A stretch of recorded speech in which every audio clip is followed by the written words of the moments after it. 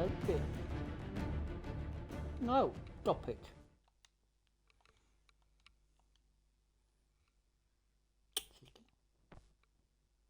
So you right?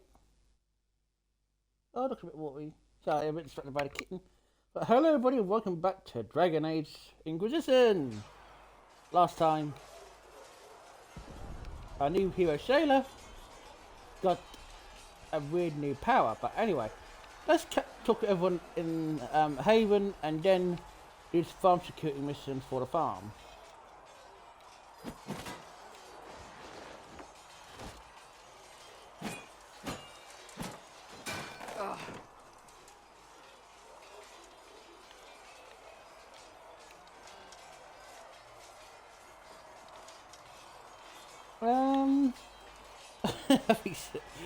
Taylor would ask that. I hope that wasn't meant to be me. What? That? You obviously don't like somebody. Did I do the right thing? What I have set in motion here could destroy everything I have revered my whole life. One day they may write about me as a traitor, a madwoman, a fool, and they may be right.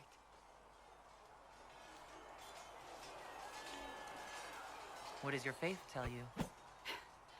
I believe you are innocent. I believe more is going on here than we can see. And I believe no one else cares to do anything about it. They will stand in the fire and complain that it is hot. But is this the Maker's will? I can only guess.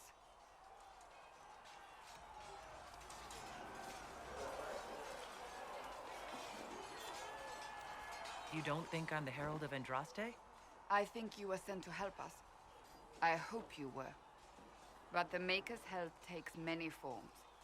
Sometimes it's difficult to discern who it truly benefits, or how.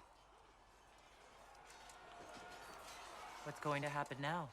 Now, we deal with the Chantry's panic over you before they do even more harm. Then we close the breach. We are the only ones who can. After that, we find out who is responsible for this chaos, and we end them. And if there are consequences to be paid for what I have done, I pay them. I only pray the price is not too high.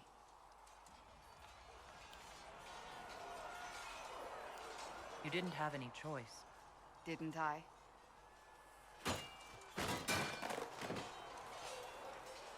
My trainers always said, Cassandra, you are too brash. You must think before you act. I see what must be done, and I do it. I see no point in running around in circles like a dog chasing its tail. But I misjudged you in the beginning, did I not? I thought the answer was before me, clear as day. I cannot afford to be so careless again.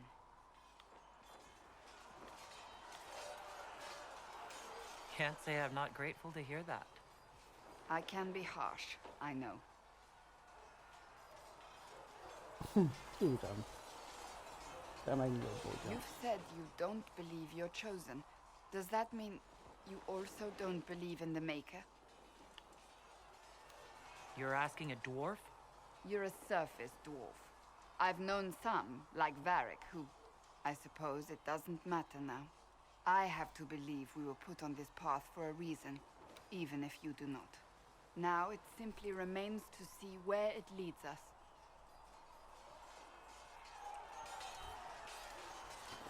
I'm probably going to do another chat along later on, so I don't think I'll be doing sound. I don't know. It occurs to me I don't actually know much about you. What do you want to know? I'm not sure. Where are you from?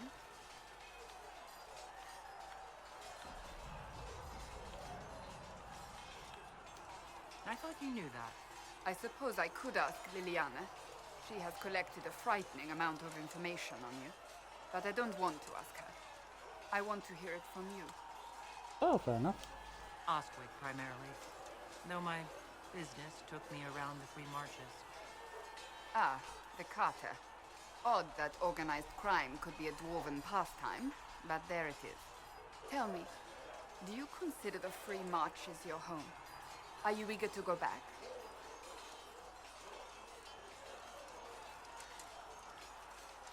Um,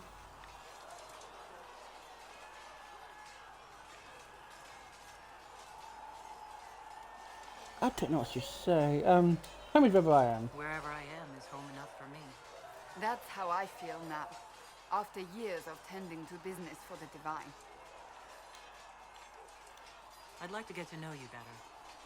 You would? Is that a problem? Not entirely. I'm just curious as to your motivation.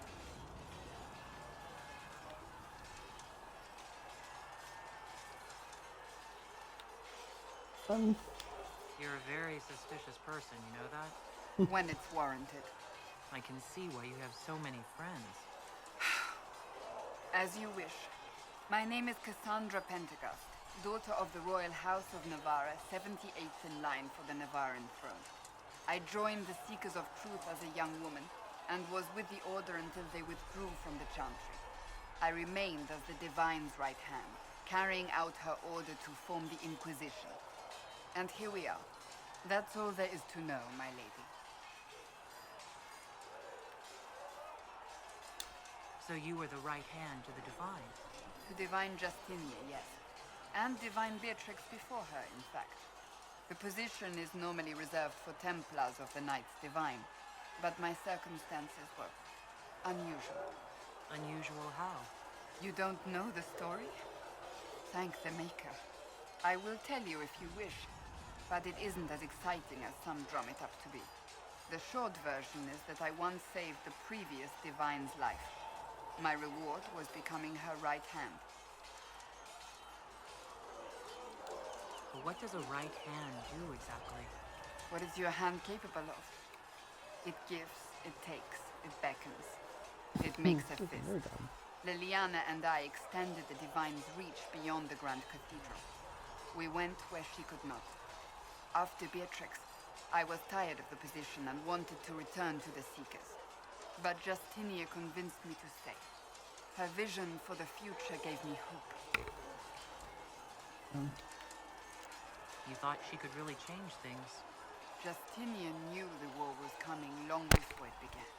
She tried to avert it, but the forces arrayed against her were too strong. Sometimes you have to break a bone so it can be reset. That's where the Inquisition comes in. It was to be the answer. A means to preserve as well as an agent for change. I only wish she had lived to see it. No. So what's the story about you becoming the right hand? Sweet Andraste, do you really want to hear that? It was, what, 18, 20 years ago? Some still discuss it like it happened yesterday. The tale gets bigger each time it's told. I barely recognize myself within it now. I'm sure you're just being modest. I was there. I think I know what happened. To hear others tell it, I alone saved Divine Beatrix from a horde of dragons sent to assault the Grand Cathedral. Rather impressive for such a young seeker, wouldn't you say? And the truth is? I stumbled upon a conspiracy to kill Beatrix. A Templar Knight Commander was at its heart, and there was a dragon battle at the Grand Cathedral, but I had help from loyal mages who rallied to the cause. They freed the dragons from magical control. Without them, the Divine and I would both have died. Yet I became the right hand, and they are forgotten. What happened to the mages that helped you? They went back to their circles, with rewards and privileges and most holy gratitude. Many of them died at the conclave. Still a hero. I think you're a hero, no matter how you downplay it. Fine. But it was 20 years ago. I will not rest upon my laurels. You're a member of Navarra's royal family? The Pentagusts are a very large clan. Half of Cumberland could say the same. Really? No, but it feels that way. I have hundreds of relatives so distant they need charts to prove we're related at all. And they have them. Oh yes. The Pentagusts value their precious blood like it runs with gold.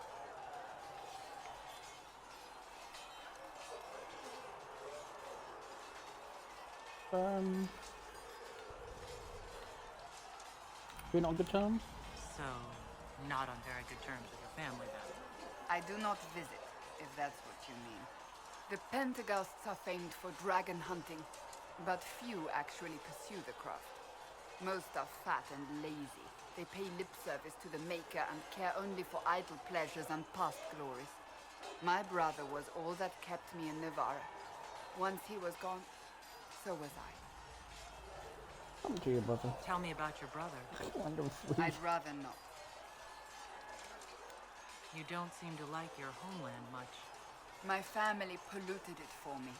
What little I saw of my homeland was through the bars of a gilded cage. My uncle treated me like a porcelain doll to be placed on a shelf and dusted only when necessary. Thus, I did not see Navarra. The real Navarra until much later. By then, I realized I knew it not at all. Your uncle? No. What about your parents? They Stop had it. the misfortune of taking Stop the it. wrong side in the second Naughty attempt to boy. overthrow King Naughty, Marcus. naughty, naughty, naughty The boy. king executed Naughty, them, naughty. but spared my brother and I since we were family and children at the time. Thus we were raised by my uncle, a Mortalitasi who preferred the company of his corpses to the living. Your uncle was a Mortalitasi? A death mage. He still is. My countrymen do not burn the dead, they bury them in special crypts. The Mortalitasi supervise the crypts, like priests. Uncle Vestalis oversees the grand necropolis. Navarrans spend more time honoring dead relatives than they do with living ones. It is odd to be so fascinated with death and its trappings. I will never understand it. I'll let you get back to work.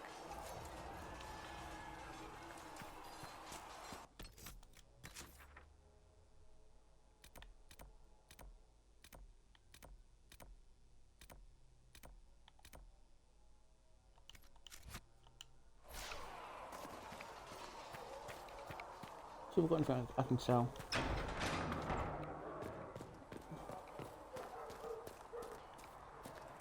We'll need some of...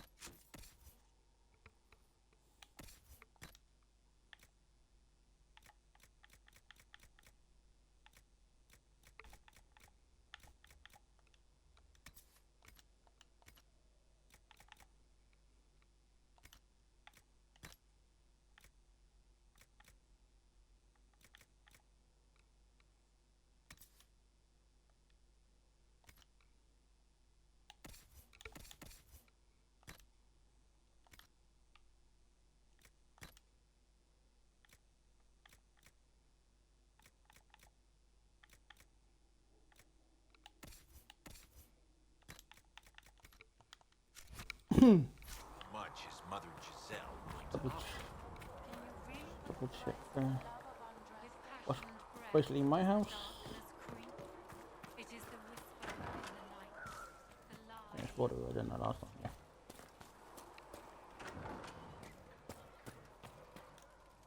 Nope. Whatever, it's for a double check. 300. See if that there's anything new to say. I doubt. That's what I said.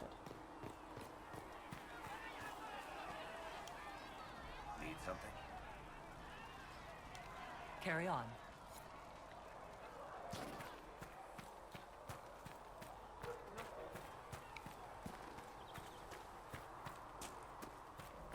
Are we going to have new verses in the Chant of Lightning by the Herald of Andraste, telling what she did? As I explored the Fade, I felt the presence of an intriguing artifact in the hinterlands. If you are willing, I would like to locate it. I have marked its location as best I could determine. What do you know about the Fade? A great deal from my wanderings. There are few hard facts, but I can share what I have learned. I'd like to know more about the Breach. Simply put, it is a tearing veil between this world and the Fade, allowing spirits to enter the world physically. Small tears occur naturally when magic weakens the veil, or when spirits cluster at an area that has seen many deaths. But your mark allows you to exert some control over the breach. That means it was created deliberately. I'd like to know more about the Veil. Circle mages call it a barrier between this world and the Fade. But according to my studies in ancient elven lore, that is a vast oversimplification. Without it, imagine if spirits entered freely. The Fade was not a place one went, but a state of nature like the wind. We've got enough trouble with demons already. But would they still be demons?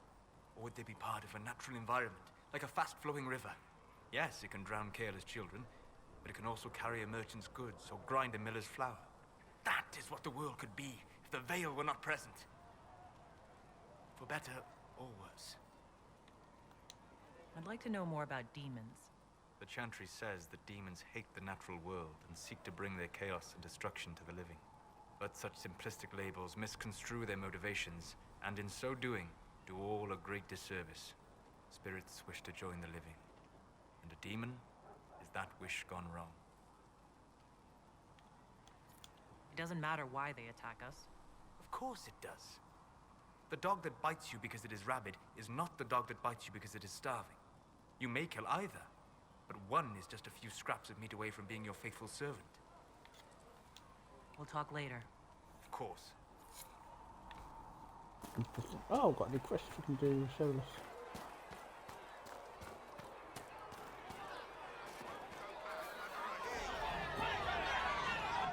Your kind killed the most holy. Lies. Your kind let her die. Shut your mouth, mate! Enough! Knight Captain. That is not my title. We are not Templars any longer. We are all part of the Inquisition. And what does that mean, exactly? Back already, Chancellor. Haven't you done enough? I'm curious, Commander, as to how your Inquisition and its herald will restore order as you've promised. Of course you are. Back to your duties, all of you.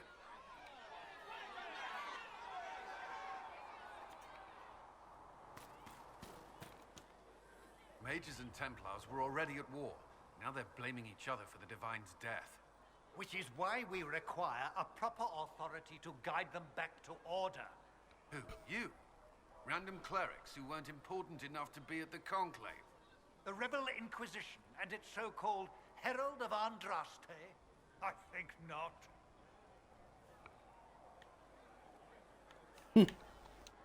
If the proper authority hadn't completely failed, the Conclave wouldn't have been needed. So you suggest I blame the Chantry and exalt a murderer? What of justice? That won't help restore order in the here and now. Order will never be restored so long as this rebellion is allowed to fester.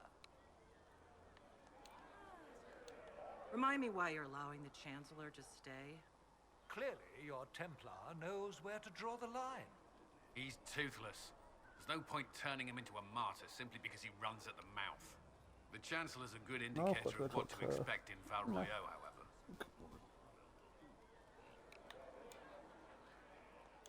How widespread is the violence between mages and Templars? Impossible to say.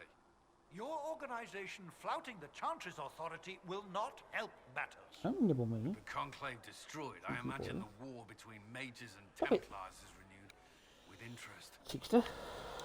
The mages and Templars are fighting, even though we don't know what really happened at the Temple of Sacred Ashes.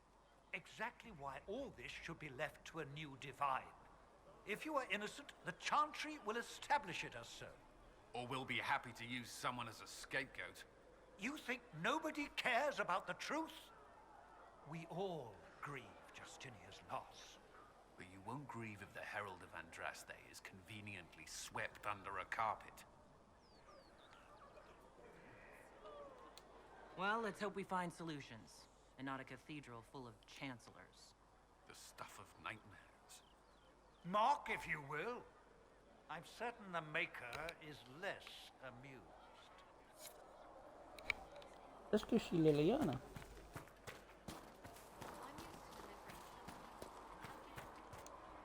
Blessed are the peacekeepers, the champions of the just.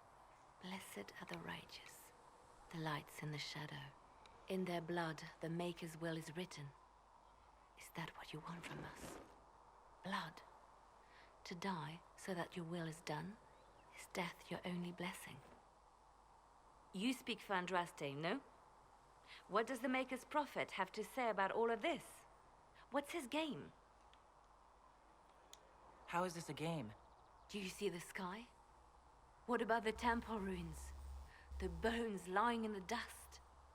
Even if you didn't support the Divine's peace, you wouldn't call this right. Who could? So many innocent lives. The faithful murdered where the holiest of holies once stood. If the Maker willed this, what is it if not a game or a cruel joke?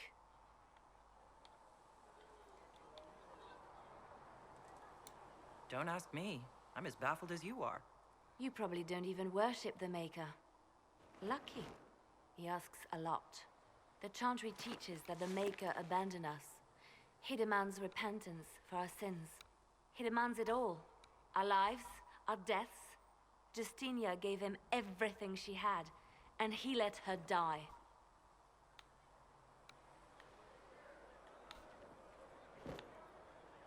She's not going to be total meaning to Liliana, and I kind of totally mean to Liliana. Sorry. Her death has clearly hit you hard. Not just me. All of us. She was the Divine. She led the faithful. She was their heart. If the Maker doesn't intervene to save the best of his servants, what good is he? I used to believe I was chosen, just as some say you are. I thought I was fulfilling his purpose for me, working with the Divine, helping people. But now she's dead. It was all for nothing. Serving the Maker meant nothing.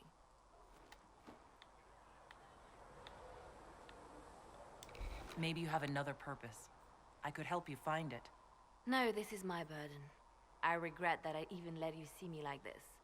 It was a moment of weakness. It won't happen again. Come, to work then. We will speak later.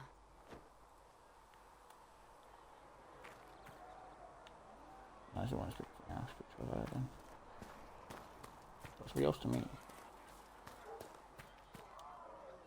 I will keep the peace while you and the others appeal to the Chantry in Val Royeaux. Better ready yourself for the blame you will be rightly assigned.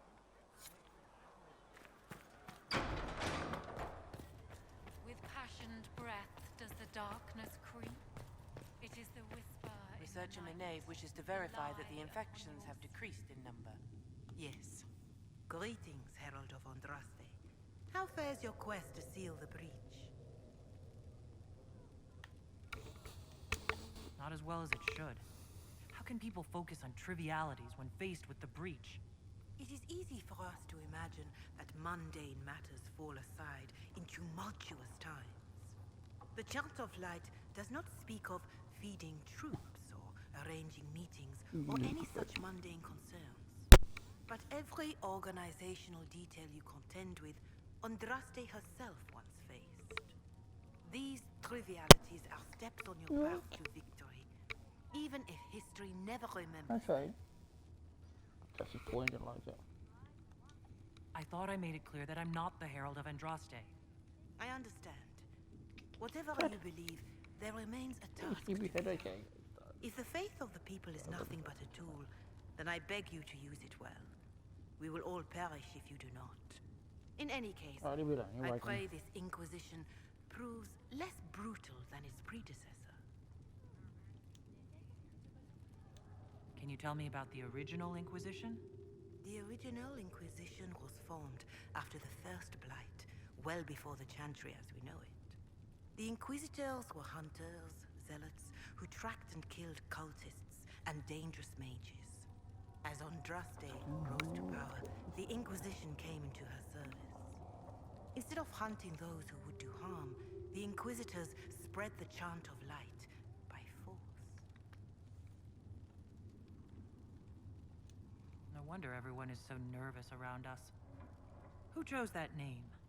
Divine Justinia herself. I understand that this was not a popular decision. In any case, once the Chant of Light had spread far and wide, there was less need for zealots. The Inquisitors became the seekers of truth, and eventually the Templars.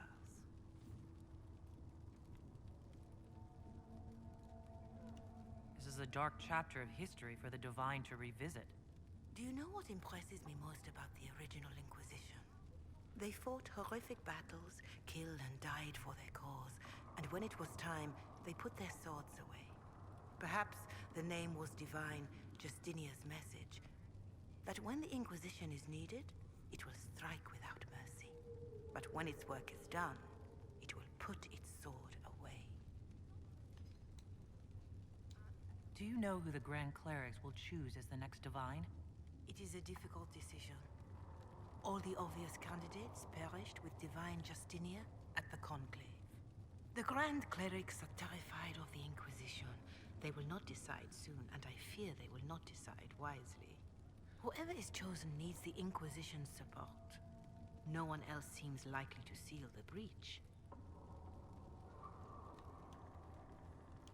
How are the people doing after what happened at the Conclave? They are scared, of course. Many have lost homes or loved ones. I doubt many will sleep well until you have sealed the breach. I have offered what help I can. The rest is for the Inquisition. Don't. What more do you wish to know?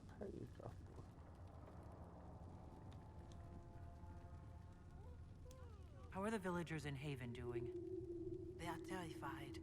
Many of them came here because the war between the Mages and the Templars destroyed their homes. In their minds, the death of a Divine has destroyed any chance of peace. To that, add the breach. Farmers have fled their fields. If we do not restore order, half of Thedas may starve. What are you doing to help these people? My sisters and I have been tending to the injured as best we are able. Some refugees come with food, while others arrive empty-handed. I have helped ensure that all have enough to eat. Beyond that, many simply wish the familiar comfort of the Chant of Light. It is little enough work to offer some comfort to those in pain. Do you have information on people elsewhere? The refugees in the hinterlands are desperate. Without help, starvation or war will claim many lives. Villagers in Crestwood are besieged by their own dead. They have sent word begging for assistance. People are vanishing in the hills of Emprise de Lyon. It may be demons or something worse, but they are terrified. More than that I cannot say. It is a chaotic time for all in Orlais and Ferelden. Farewell. Farewell. You return. You know, I grew up around humans, but I never learned much about the Chantry. Can you tell me about it? Of course. Too many think that the Chant of Light should only be sung by humans. The truth is that knowledge of the Maker and Andraste should be open to all who wish to learn of him. We believe the Maker created us, and that mankind's sinful nature caused him to turn away. With Andraste's blessing, the Maker will forgive mankind once the Chant of Light is sung from all corners of this world. What is your stance on magic? Andraste put it simply. Magic must serve man, not rule over him. However, those words must be put into the proper historical context.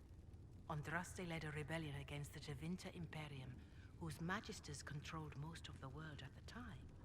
Even then, she never called for all mages to be put to death. She believed in peaceful coexistence. I don't recall the Chantry being as tolerant of magic as you describe. No. The Chantry is an imperfect vessel, pulled in every direction by those who would steer its course. Yet the Templars rebelled precisely because Divine Justinia was not restrictive enough. Perhaps the Inquisition will find a better way. Oh no. Why does the Chantry allow only human women to become priestesses? The official doctrine is that elves and dwarves have turned further from the Maker than humanity. And as for men, the chant holds that they are more vulnerable to anger or passion. But in truth, it is simply political, added after Andraste's death, like too many of our beliefs. If you don't believe these restrictions are what Andraste wanted, why haven't you tried to change them? Has the current state of the world not taught you the folly of fighting too many battles at once? I chose to use what power I had to help peasants forgotten by the nobles of Orlais. I believed there would be time to address their inequality under the Chantry once we had saved them from starving. There were calls for an exalted march to put down the Mage Rebellion. What was your opinion? It was ignorant gossip. An exalted march only succeeds when it carries the will of the people. Even then, it cannot be undertaken lightly. People are too easily frightened. We cannot destroy everything they fear. An exalted march is justified only against a true threat to this whole world. It is an offense to the Maker to use it as a political bludgeon, or as a means of spreading the chant of light. What about the exalted march that conquered the elves? That is a hotly debated matter in some circles of the Chantry. The elves had conquered Montsemard and threatened Val Royeaux itself. They were not helpless victims. But even then, Orlais was the only nation to provide troops. It was hardly an exalted march of all the faithful. The Maker wishes his world to spread by example, not by war. We win no converts with blood. Farewell. Until next time.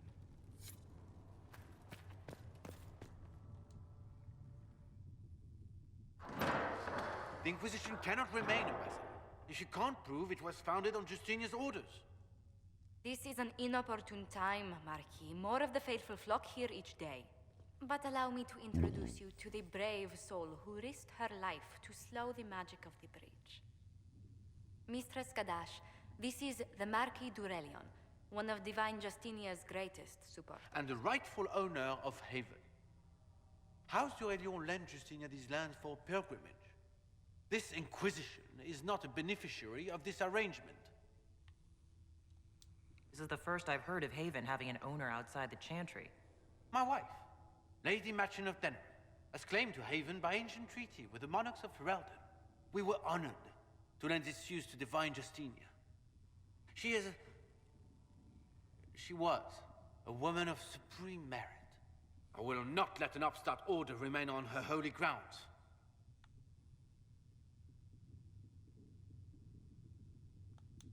People have been injured.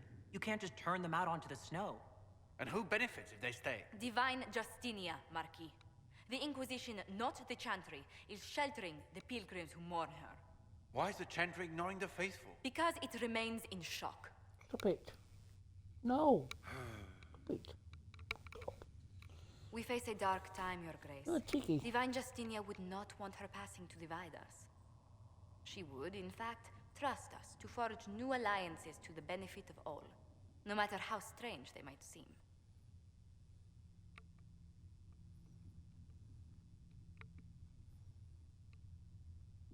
I'll think on it, Lady Montillier. The Inquisition might stay in the meanwhile.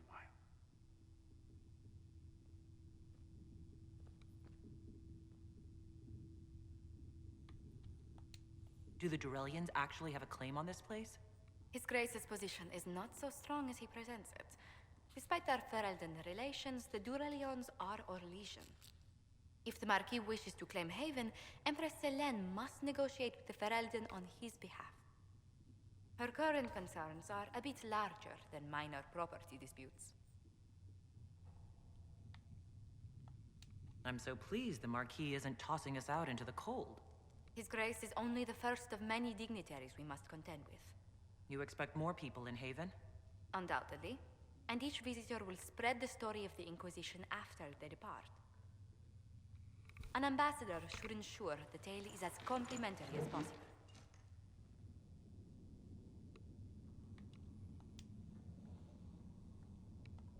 What sort of dealings have you had with nobility? For some years, I was the royally appointed court ambassador from Antiva to Orlais. The nobility of Thedas is a rather singular sphere. Those I'm not acquainted with, I know through reputation. May I ask what brought you to work for the Inquisition? Sister Leliana approached me. We've been acquainted for quite some time. Stop it. For better or worse, being the Inquisition's diplomat No. has become Stop as it. interesting as she Stop promised. it. Stop it. Jeez. Hey! I'm glad for your help. I have a feeling the Inquisition's going to need it. I do believe it. you are correct. Thedas's politics have become agitated as of late. Stop it. I hope to guide us Cheekster. down smoother paths. What cheeky? But please excuse me. I've No. much work to do before the day is done.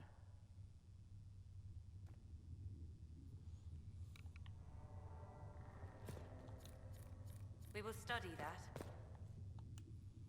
What may I do for you?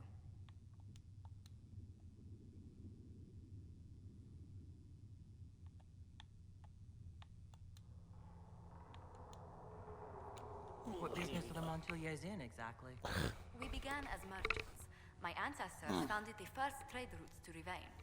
We once sent entire fleets across the waking sea. Let's speak later. Another Shit. time. Good day to you.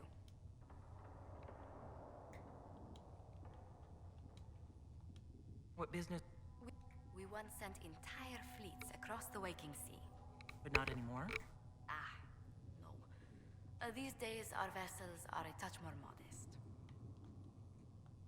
What did you do before coming here? I had the great honor of serving Antiva's crown as ambassador to Orlais. I'm also first in line to become the head of House Montpellier, though my siblings attend to our mercantile affairs. How strong are your past loyalties? I would never have given up my position if I did not intend to fully commit to the Inquisition. We cannot fall back on borders. Antiva is as threatened as any country by the rebellions. If anything, the alliances I forged there may help our current cause. Do you think the Inquisition will continue after we seal the breach? If we prove ourselves by healing the breach, people may turn to us for other things. Protection, counsel, justice. The Inquisition offered these once to those in need. Tell me, do you believe I was saved by Andraste at the Temple of Sacred Ashes? I should much like to believe so, Your Worship. The miracles Andraste performed were so long ago, they're difficult to picture. Double check something very If quickly. it were truly her and the Fate who saved you. Well, in any case, many already believe you walk in the Maker's light. Alright, man, I'm just checking something.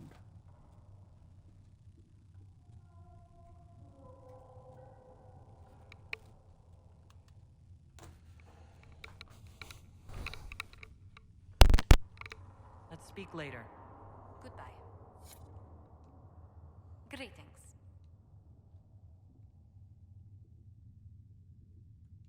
Tell me how you came to work for the Inquisition again? I'd been considering leaving my post in Antiva for a new challenge when Leliana recruited me. There's such unrest in Thedas, and the Inquisition seems a promising method to stop it. It's to everyone's benefit if we prevent the Mage-Templar conflict from spreading further. So was it the prospect of stability that drew you here? The full impact of the Mage Rebellion has yet to be felt, and that was before the death of the Divine. The violence must be curbed before we see it turn to full-scale war.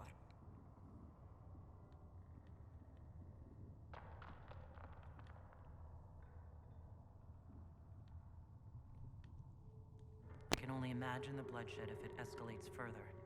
I'm afraid history holds many examples of what will happen if it does. What exactly does your job entail? I meet with ambassadors from various factions and countries, and cement alliances with them. We are a young cause. Diplomacy is essential to our credibility. Then you speak for the Inquisition with these nobles? I do. Someone must foster goodwill on our behalf, as well as prevent controversy as news of us spreads. How heavily are our actions scrutinized? Make no mistake. Every noble house, every throne, is waiting to see what the Inquisition does next. Many are willing to pledge support, if offers are made in just the right fashion. I intend to see that they are. How do you and Liliana know each other? We moved through similar circles in Orlais. I I believe we actually met in Val Royaux. Leliana was quite an accomplished player of the game by then. What exactly do you mean when you say the game? Forgive me. The game refers to the slow duels of influence among the noble and powerful of Orlais. It's a rather light-hearted name for the matter, but Orlesians are fond of playful touches. What do the people make of us? Despite our fame, we're low on steadfast allies. We must aim for more. Any thoughts on the people here? Who did you mean?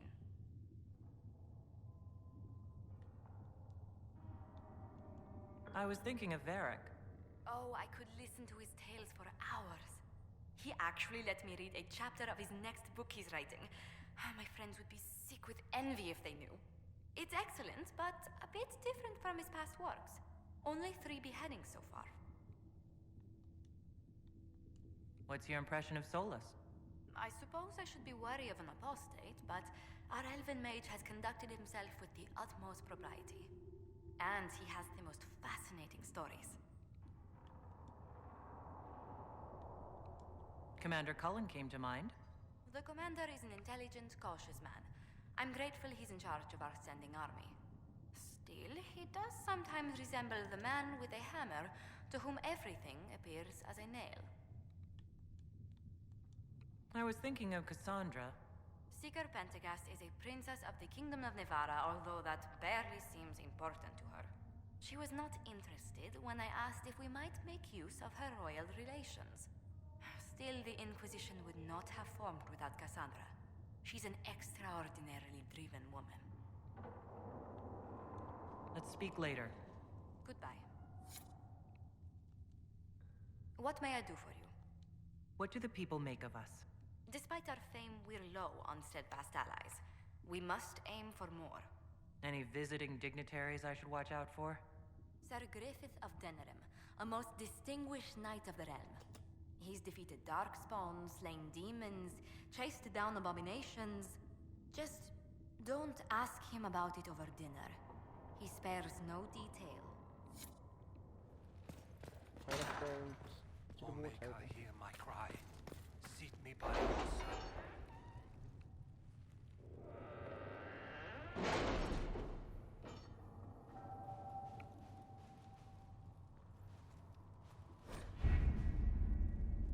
Here you go.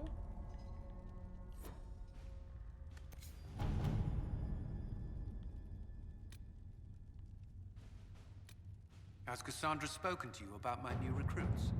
They are not your recruits, Commander. They're ours. There's just unlocks horses for us. And hearts. To work?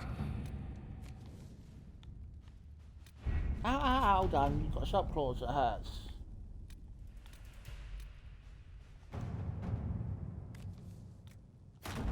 All right.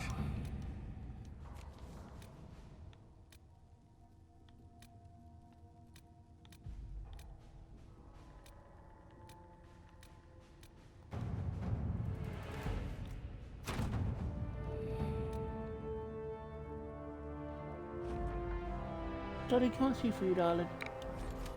You don't go to the Black and Palm yet, but it's important that we do.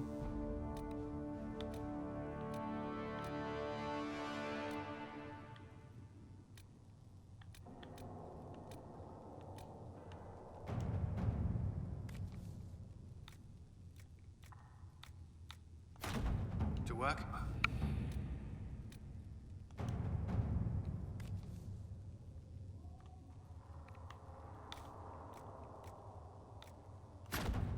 Let's see what we have.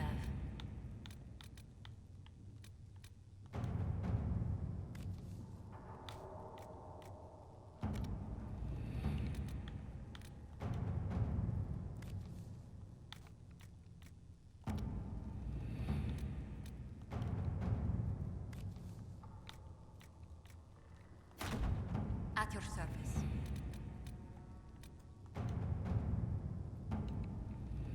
We got everyone busy doing jobs now. Now off we go to Val Royaux.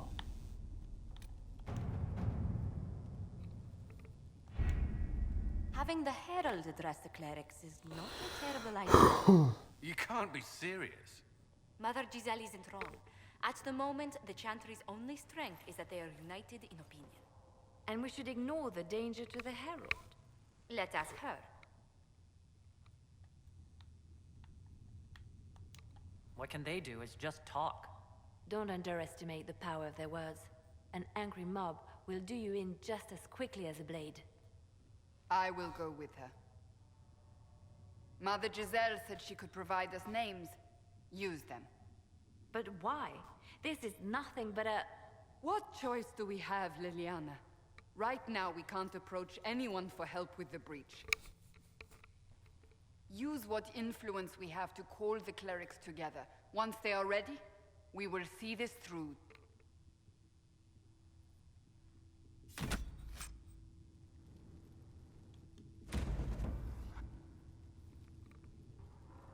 After this bit, I'm gonna go to the Black Emporium. Like, I'm not happy with the eyes.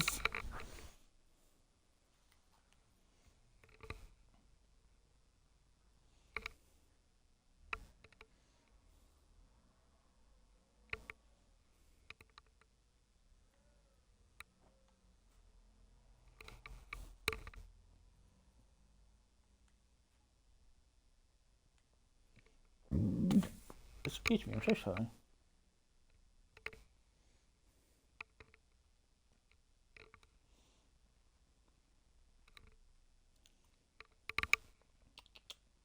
Chad? Chad, how you doing?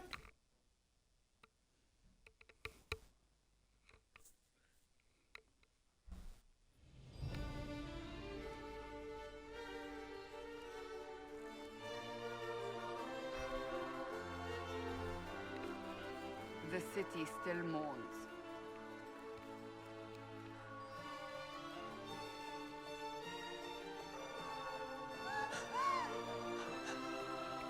Just a guest seeker, but I think they all know who we are. Your skills of observation never fail to impress me, Varric. My Lady Herald. You're one of Leliane's people. What have you found? The Chantry Mothers await you, but so do a great many Templars. There are Templars here? People seem to think the Templars will protect them from the Inquisition. They're gathering on the other side of the market. I think that's where the Templars intend to meet you. Only one thing to do, then.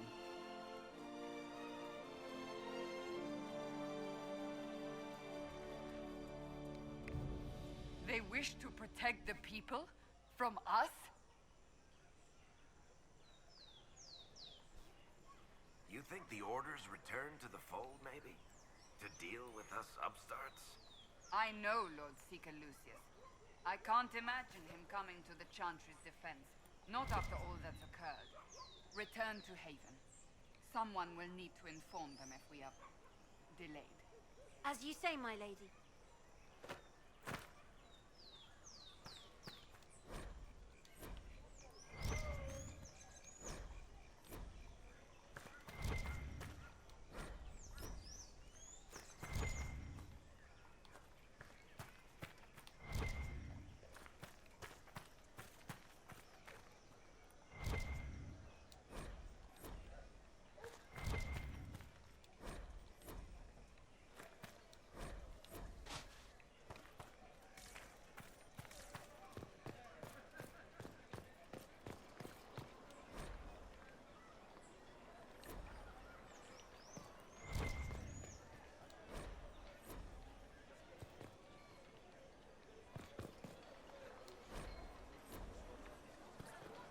I've gone the wrong way around, haven't I?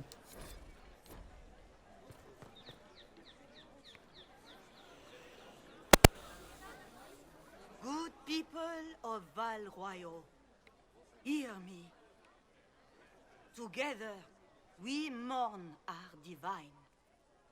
A naive and beautiful heart, silenced by treachery. You wonder what will become of a murderer. Well, wonder no more. Behold, the so-called Herald of Andraste claiming to rise where our beloved fell. We say this is a false prophet. The Maker would send no dwarf in our hour of need.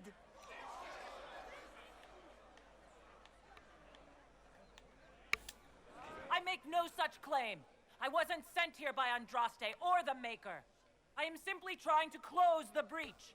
It threatens us all. It's true.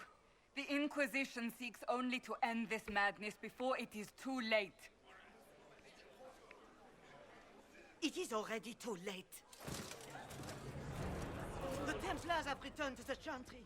They will face this Inquisition, and the people will be safe once more.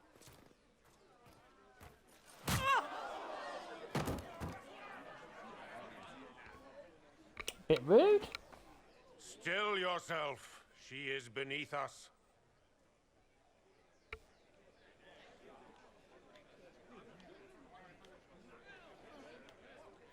What's the meaning of this? Her claim to authority is an insult, much like your own. Lord Seeker Lucius, it's imperative that we speak with... You will not address me. Lord Seeker?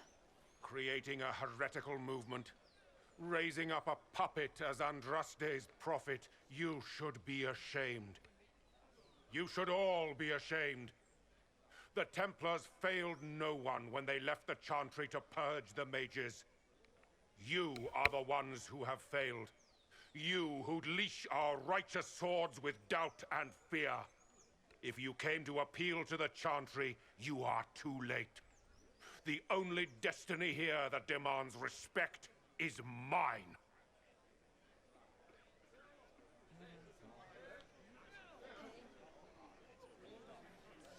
Templars, one of your own commands the Inquisition's forces. Join us as he did. A staunch and loyal member of the Order. So loyal, he abandoned them for a false herald. But Lord Seeker, what if she really was sent by the Maker? What if... You are called to a higher purpose. Do not question. I will make the Templar Order a power that stands alone against the Void. We deserve recognition. Independence. You have shown me nothing, and the Inquisition, less than nothing. Templars, Val Royo is unworthy of our protection.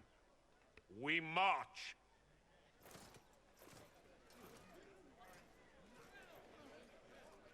Charming fellow, isn't he? Has Lord Seeker Lucius gone mad? Do you know him very well? He took over the Seekers of Truth 2 years ago, after Lord Seeker Lambert's death. He was always a decent man, never given to ambition and grandstanding. This is very bizarre. Fortunately, the Templars aren't our only hope. I wouldn't write them off so quickly. There must be those in the Order who see what he's become. Either way, we should first return to Haven and inform the others.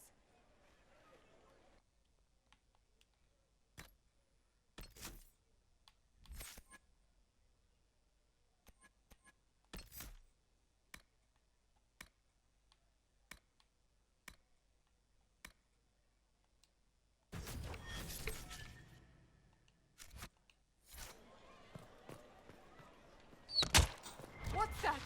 An arrow with a message?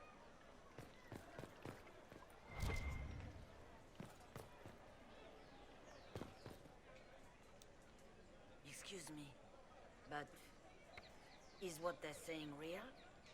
The Inquisition's going to fix the hole in the sky? I'm going to give it a try, at least. No one is doing anything.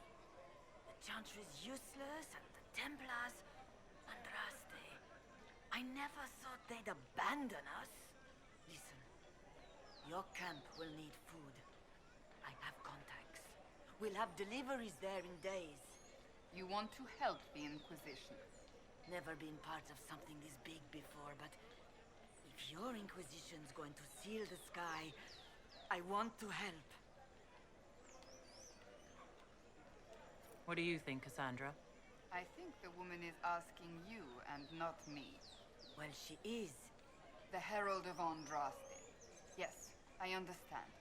Haven is a mess, but we won't turn away anyone willing to help. Invite her, if it pleases you. Head to Haven, then.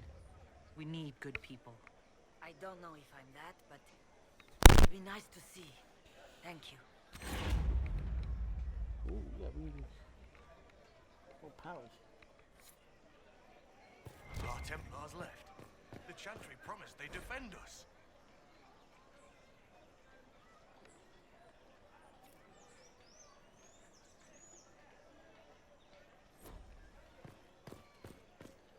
The Chantry has just shown themselves helpless. Who will fetch their Templars back, I wonder?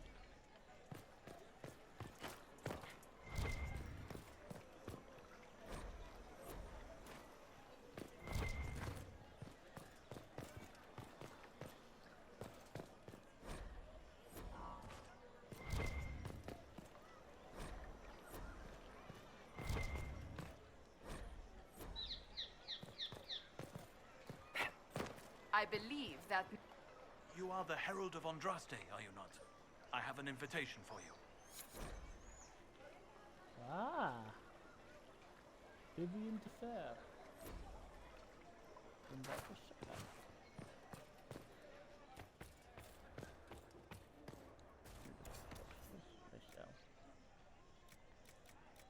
If I can find something.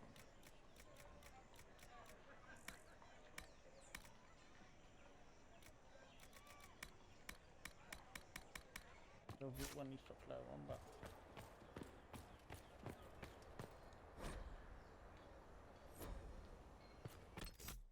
oh, Liliana and not Liliana, Alexandra and those been leveled up.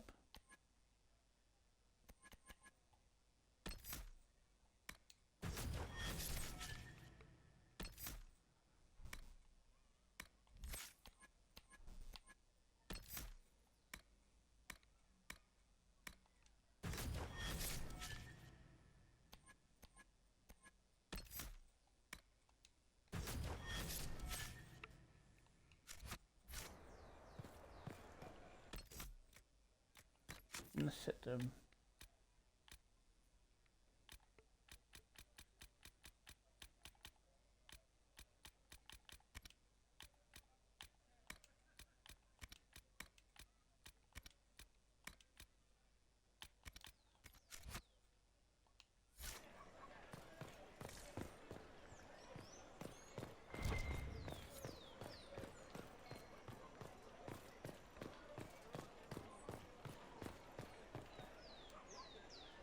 Say a lot about you.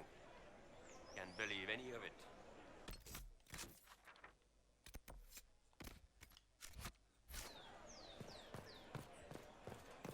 Same old.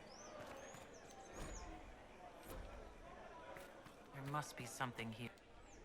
We maintain an Inquisition presence on Commander Cullen's orders. This has been received as you might expect.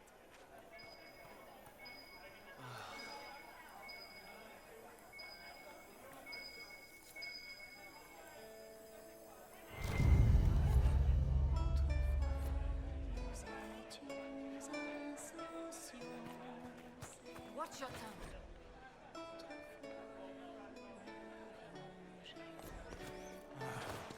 Maker.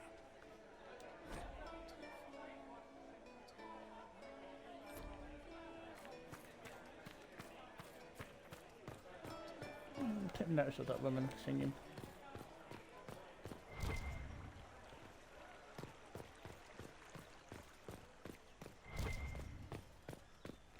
I'm going to bit for explore around to try and get some XP.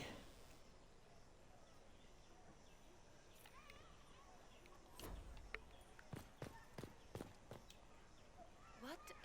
Yes, I'm sorry. Minding the duties of the ailing mother, Havara. I am rather overwhelmed. Forgive me. I am unsure whether I meant to extend chantry services to you, and that troubles me greatly. Forgive me. I am unsure whether I meant to extend chantry chantry services to you, and that troubles me greatly.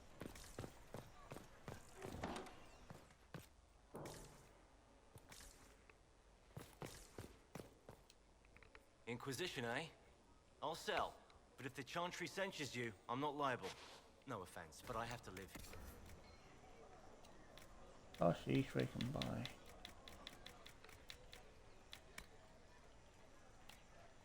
I'll come back here on a bit more rich.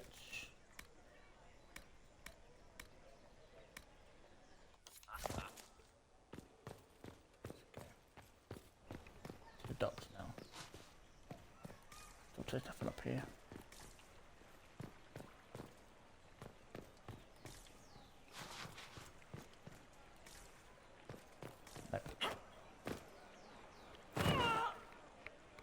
Oh!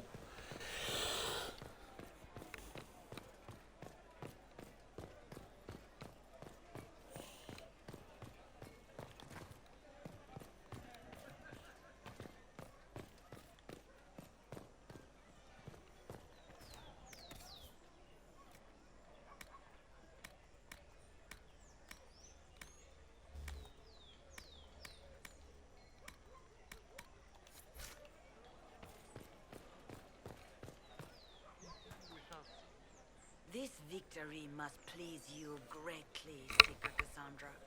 We came here seeking only to speak with the mothers. This is not our doing, but yours. And you had no part in forcing our hand? Do not delude yourself. Now we have been shown up by our own Templars, in front of everyone. And my fellow clerics have scattered to the wind along with their convictions. Just tell me one thing. If you do not believe you are the Maker's chosen, then what are you? Someone who can help close the breach and end this madness. That is more comforting than you might imagine. Excuse me. I suppose it is out of our hands now. We shall all see what the Maker plans in the days to come. How many Templars turned on the Chantry exactly? They rebelled across Thedas. Some remained loyal, but not enough to call them the Order. The White Spire here in the capital was the largest garrison, but now it stands empty. Perhaps more shall flock to the Lord Seeker's banner now. How far has faith waned, I wonder? How are people responding to all this? Despair. Fear. We mourn Her Holiness. The people look to the sky and wonder how long before terror comes for us all. There must be a way through this. Is it you? The Templars? The Maker's will? We abandoned our duties. We servants of the faith. Now we can only pray. You're obviously skeptical. What do you believe I am? Our divine. Her Holiness is dead. I have seen evidence for everything, except what would comfort me. That doesn't answer my question. For you to be true, a great many things must be false. And if you are false, a great many things must have failed. There is chaos ahead, whatever your intentions. Where is the Lord Seeker taking the Templars? I can't begin to guess the Lord Seeker's mind. He could not have abandoned his intended role more completely. There must be sense to what we can't see. Must there? Rebellion seems popular in certain quarters, doesn't it, Seeker? Is crafting the Templars into a new power really any worse than declaring a rival to the Chantry itself? What were you hoping the Lord Seeker would do exactly? Put aside his war against the mages and find common purpose against something much more dire. Obviously, he has other plans. With the knights vigilant slain at the Conclave, there is nothing more we can do. Perhaps there is something we can do. I'd like to believe that, Seeker. I truly would. I suppose we can expect renewed effort against the mages from him, and yet more chaos. So what happens now? Will the Chantry continue to denounce me? We have already done so. And what good has it done us? Now it falls on us to select a new divine, if we can, and leave the next step to her. Provided such a selection is even possible. I truly don't know. Any revered mother who could have followed Justinia died at the Conclave. What becomes of us, and your Inquisition, is in the Maker's hands now. It's not too late. The Chantry could still help us and come out on top. If only that were true. What's to stop you from trying? We are not looking for a winning horse. We are simply trying to do the right thing.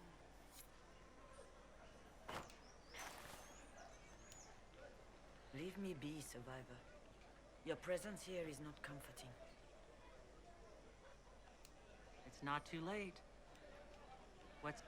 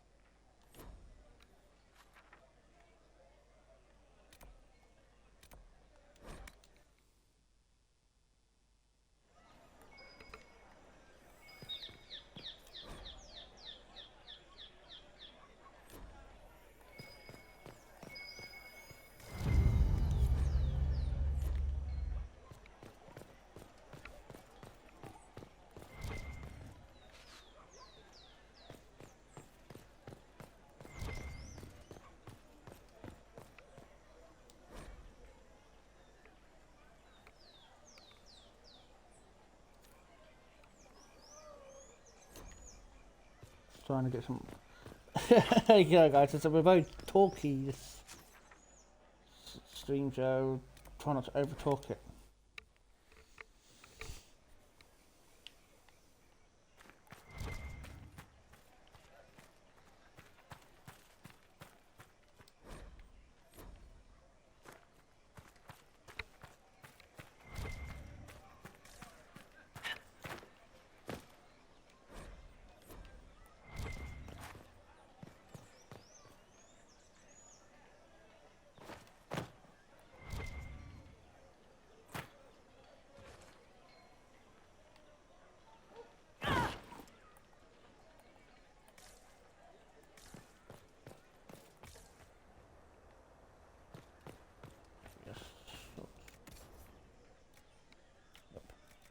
Well, main staff.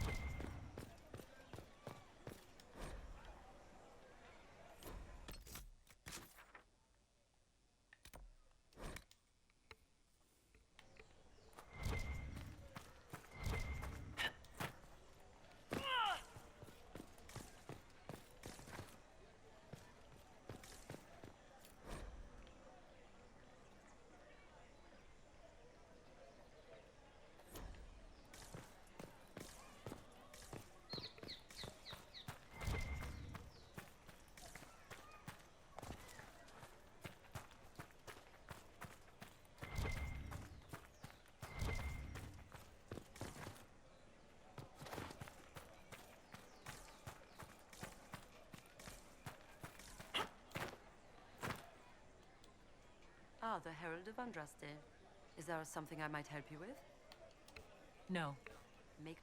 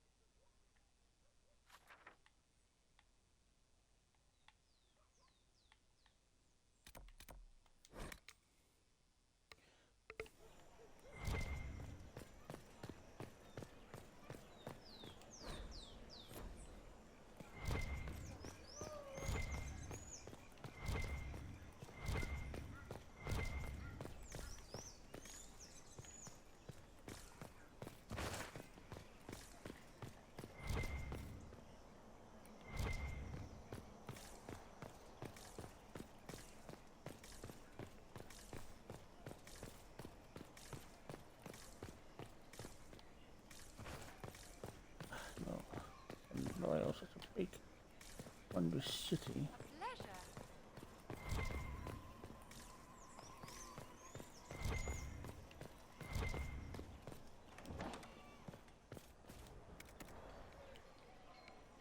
Oh, I need another, a bit more box. Is this a shop? I maintain a premises wherein customers of a certain affluence entertain the purchase of my ware. So yes, a shop.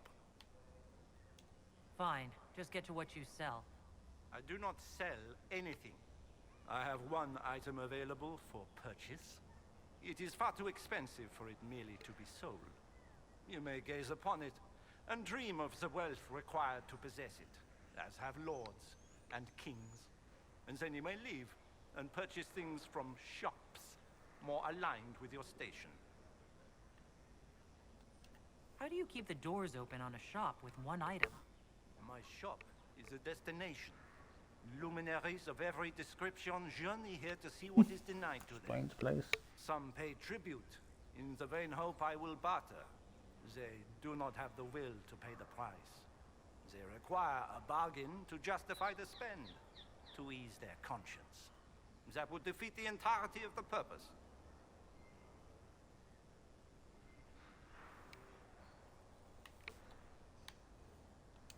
I don't see why this is special. Anyone can overprice something. To overprice an item, the item must have a known value already. It is then priced over what it is worth. This has only the value I have set. It has never had another. It is not overpriced. It is priced. So you sell one very expensive item, and it's worth it? Let me now interrupt the inevitable defense of your thrift.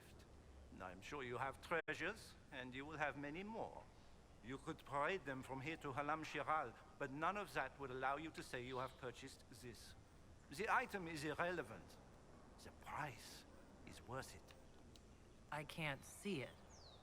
Tell me what it is. If you have to ask, you are not the one to buy it. I need to know if I can use it. And again, the point is missed. If mere use is your concern, you should go. The person who claims this will not be known for using it. They will be known because they paid for it.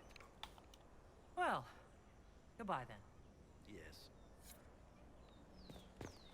Speak only the words, sing only the chant. Then the golden city is thine.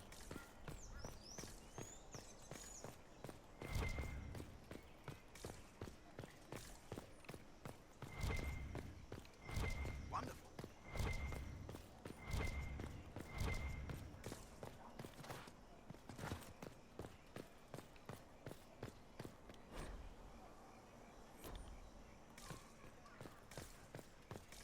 What is this now? Okay, that's it.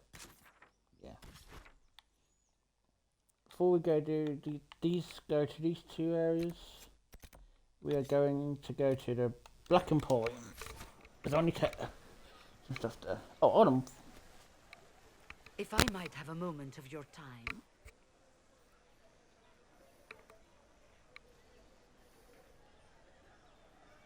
Grand Enchanter Fiona? Leader of the Mage Rebellion. Is it not dangerous for you to be here? I heard of this gathering, and I wanted to see the fabled Herald of Andraste with my own eyes. If it's help with the breach you seek, perhaps my people are the wiser option.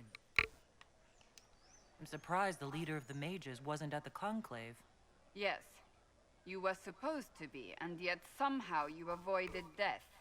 As did the Lord Seeker, you'll note. Both of us sent negotiators in our stead in case it was a trap. I won't pretend I'm not glad to live. I lost many dear friends that day. It disgusts me to think the Templars will get away with it. I'm hoping you won't let them. So you think the Templars are responsible? Why wouldn't she? Lucius hardly seems broken up over his losses, if he's concerned about them at all. You heard. You think he wouldn't happily kill the Divine to turn people against us? So yes, I think he did it. More than I think you did it, at any rate.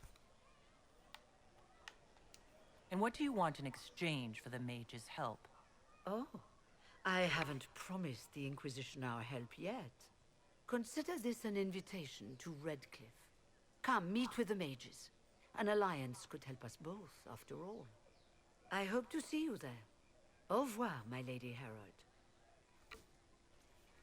Come, let us return to Haven.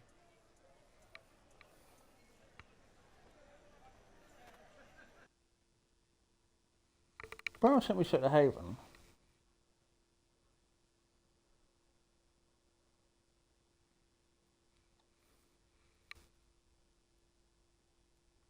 Good.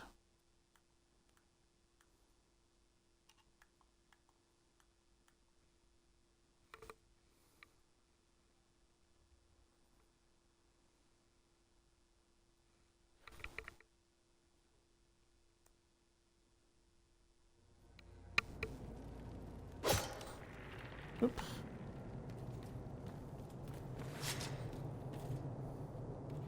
Do not antagonize Chauncey the tiny bear. He may be small, but he nips.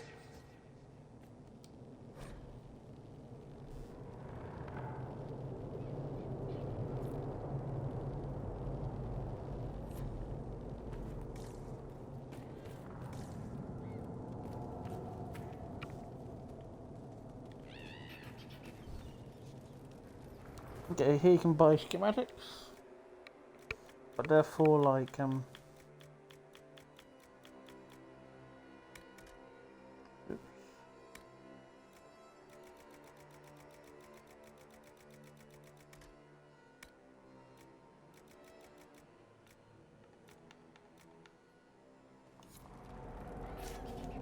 Crafting materials.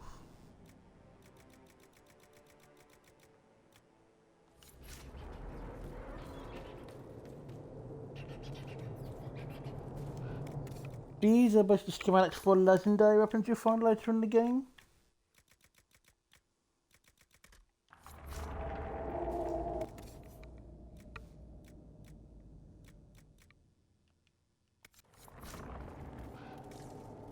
There's Chauncey. Everything is for sale. Except the rejuvenating oils. Those are for my personal use. And what we're here for, the mirror transformation, because I've messed up my eyes. So I'm gonna make the eyes a lot better now. Eyes.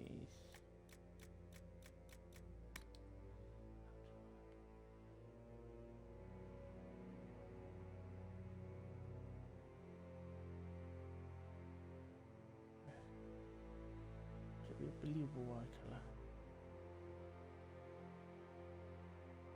Of the tip of Reddit.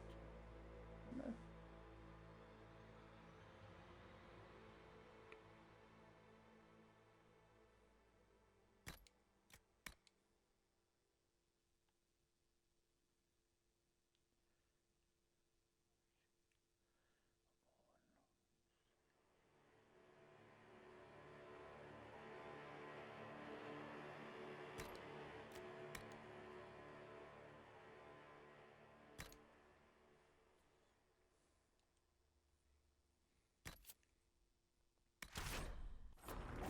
That's better.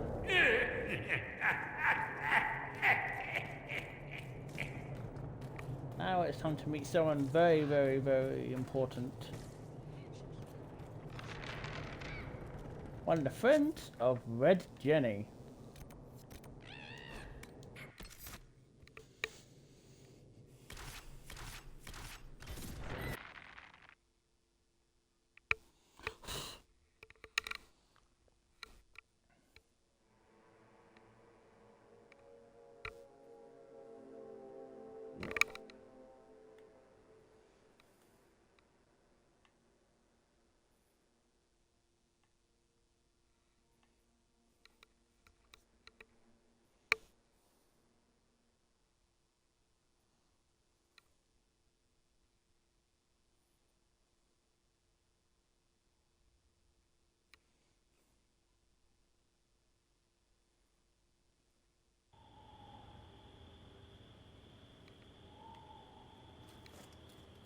It's the Inquisition's herald!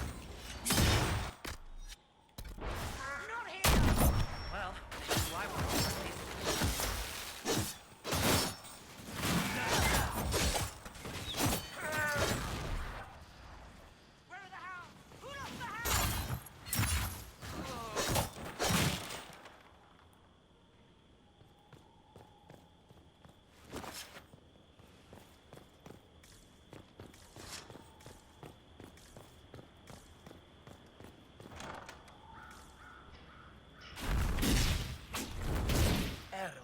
Andraste, how much did you expend to discover me? It must have weakened the Inquisition immeasurably. I don't know who you are. You don't fool me. I'm too important for this to be an accident. My efforts will survive in victories against you elsewhere. Just say what? What is that? Ugh. Squishy one, but you heard me, right? Just say what? Rich tits always try for more than they deserve. Blah, blah, blah. Obey me. Arrow in my face. So, you followed the notes well enough. Glad to see you're... you're all dwarfy. I don't mean nothing, but you're down there. I mean, it's all good, isn't it? The important thing is you glow. You're the herald thingy.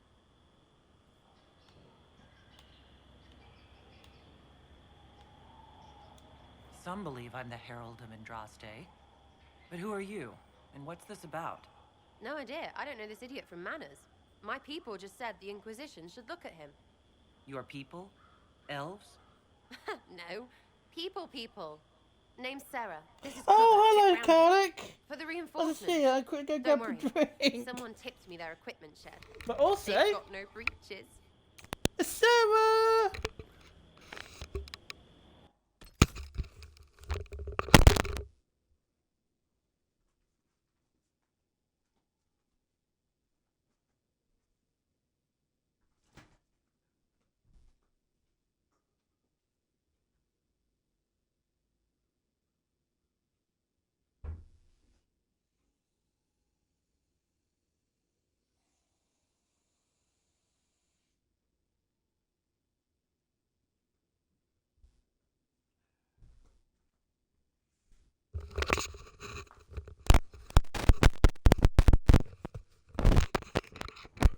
Thank you, Alec. Needed that. Why did you take their weapons? Because no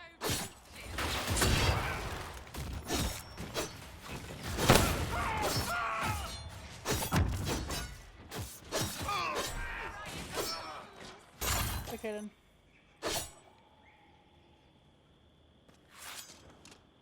Friends really came through with that tip. No breaches. So, Herald of Andraste. You're a strange one. I'd like to join. How about we get to know each other first? You know, names and such. One name. No, wait, two. Well, it's like this. I sent you a note to look for hidden stuff by my friends. The Friends of Red Jenny. That's me. Well, I'm one. So is a fence in Montfort, some woman in Kirkwall. There were 3 in Starkhaven, brothers or something. It's just a name, yeah? It lets little people, friends, be part of something while they stick it to nobles they hate. So here, in your face, I'm Sarah. The friends of Red Jenny are sort of out there. I use them to help you. Plus arrows.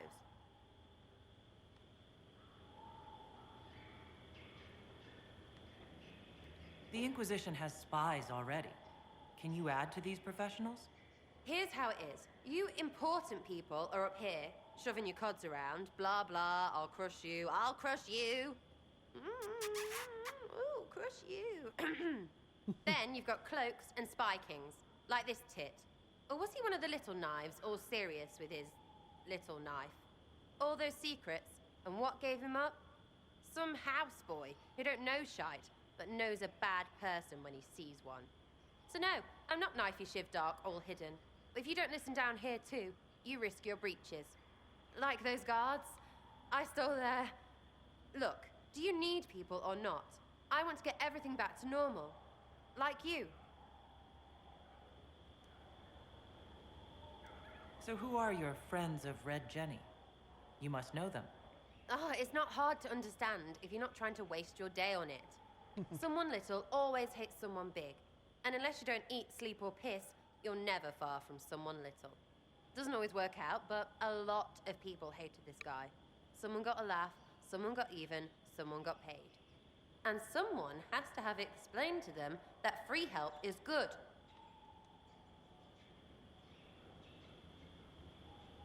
Back there you wanted to know if I glowed. Why? That's what you do, innit? You walked out of somewhere and now you glow. Andraste's herald. True or not, it seemed like the easiest way to know it was you. True or not?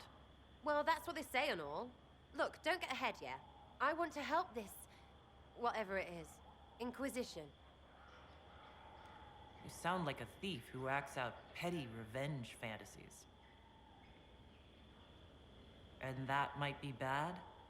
Oh, right. You want to prop that guy up so I can say my sorries? Bad things should happen to bad people. We find someone not so bad, maybe he'll end up not so dead. Good enough? You say that like it's obvious, but you didn't know him. I knew about him. That's just rumor. Look, I'd have been fine stripping his guards and nicking his stuff. Turns out he deserved worse. Or was him trying to kill you a good thing? Are you the baddie? Didn't think so. All right, Sarah. I can use you and your friends. Yes! Getting good before you're too big to like. That'll keep your breeches where they should be. Plus extra breeches because I have all these... You have merchants who buy that piss, yeah? Got to be worth something. Anyway, Haven. See you there, Herald. This will be grand.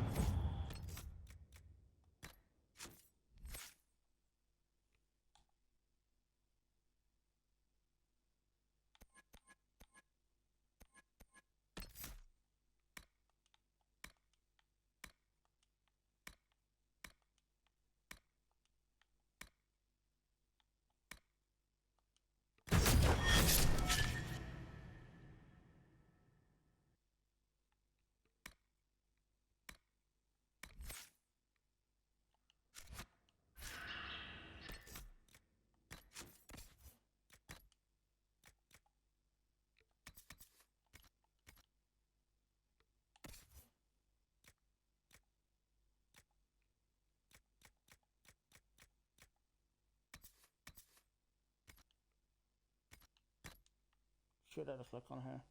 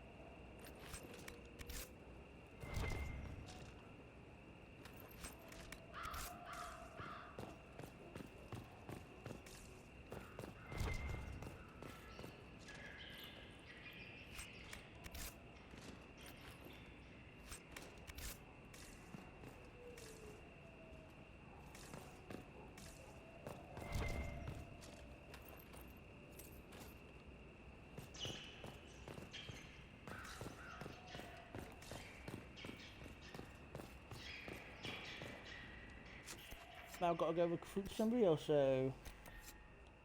The Gasline Estate.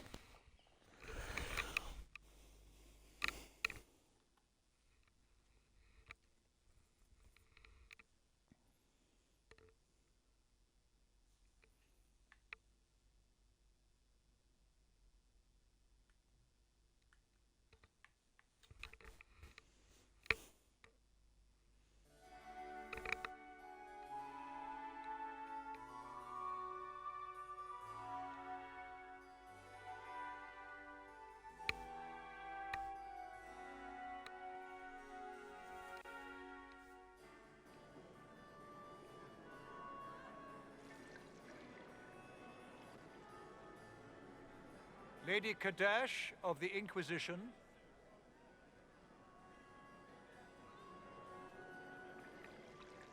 What a pleasure to meet you, my lady. Seeing the same faces at every event becomes so tiresome. So you must be a guest of Madame de Fer, or are you here for Duc Bastien? Are you here on business? I have heard the most curious tales of you. I cannot imagine half of them are true. What have you heard about me? Some say that when the veil opened, Andraste herself delivered you from the Fade. I'm not familiar with that name. I was invited here by First Enchanter Vivienne. Madame de Fer is a fond nickname the court has given Lady Vivienne. I've heard she finds it amusing. I've heard very little about Duc Bastien. He hasn't been seen much at court lately. His business with the Council of Heralds often takes him from home for long periods. It can't be good for a man of his years. And of course, there's the Civil War. Bastien probably wishes to distance himself from the actions of his one-time son-in-law. Tearing up the Dales in a foolish bid for power? It will end in disgrace for Gaspard. Everyone knows it. Some of those storytellers may have gotten carried away. But only for the best effect. The Inquisition is a ripe subject for wild tales. The Inquisition. What a lot of pig shit. Washed up sisters and crazed seekers. No one can take them seriously. Everyone knows it's just an excuse for a bunch of political outcasts to grab power.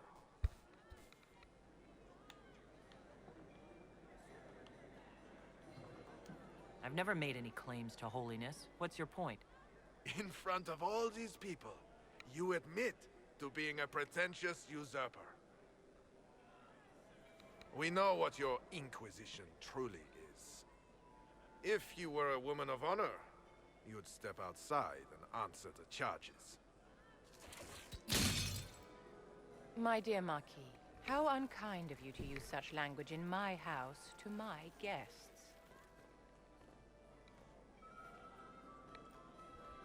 You know such rudeness is intolerable.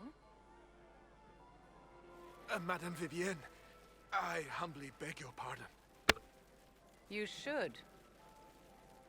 Whatever am I going to do with you, my dear? My lady, you're the wounded party in this unfortunate affair. What would you have me do with this foolish, foolish man?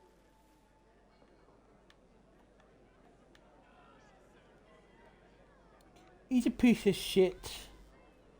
And so he's pissed off on him, so kill him. He insulted my honor. I want him dead. And this, Marquis, is why one must always be courteous to one's fellow guests.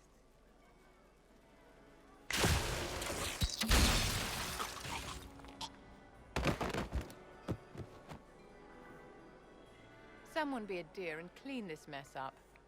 We can't have him cluttering up the dance floor. I'm delighted you could attend this little gathering. I've so wanted to meet you.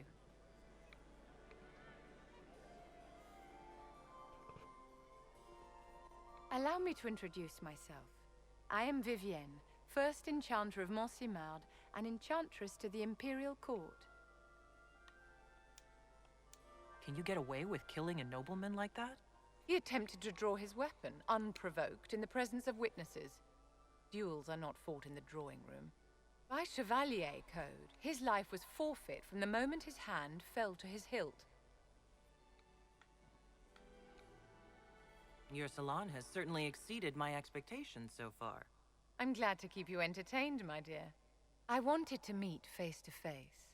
It is important to consider one's connections carefully. With Divine Justinia dead, the Chantry's in shambles. Only the Inquisition might restore sanity and order to our frightened people. As the leader of the last loyal mages of Thedas, I feel it only right that I lend my assistance to your cause.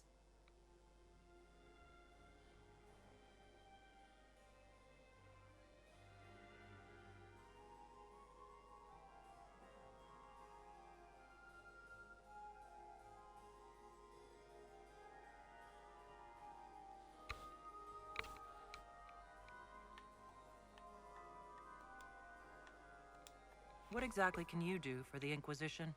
I am well versed in the politics of the Orlesian Empire. I know every member of the Imperial Court personally. I have all the resources remaining to the Circle at my disposal. And I'm a mage of no small talent. Will that do? Does that mean you'd be aiding the Inquisition from the Imperial Palace? Ordinarily, I would be happy to serve as liaison to the court, but these are not ordinary times. The veil has been ripped apart and there is a hole in the sky. It is now the duty of every mage to work towards sealing the breach. And so I would join the Inquisition on the field of battle. You say you led the last of the loyal mages. Loyal to whom? To the people of Thedas, of course. We have not forgotten the commandment, as some have, that magic exists to serve man. I support any effort to restore such order. So you're in favor of returning the mages to the Circle, then? Where else can mages safely learn to master their talents? We need an institution to protect and nurture magic. Maker knows, magic will find neither on its own. What's in this for you? The same thing anyone gets by fighting this chaos. The chance to meet my enemy, to decide my fate. I won't wait quietly for destruction.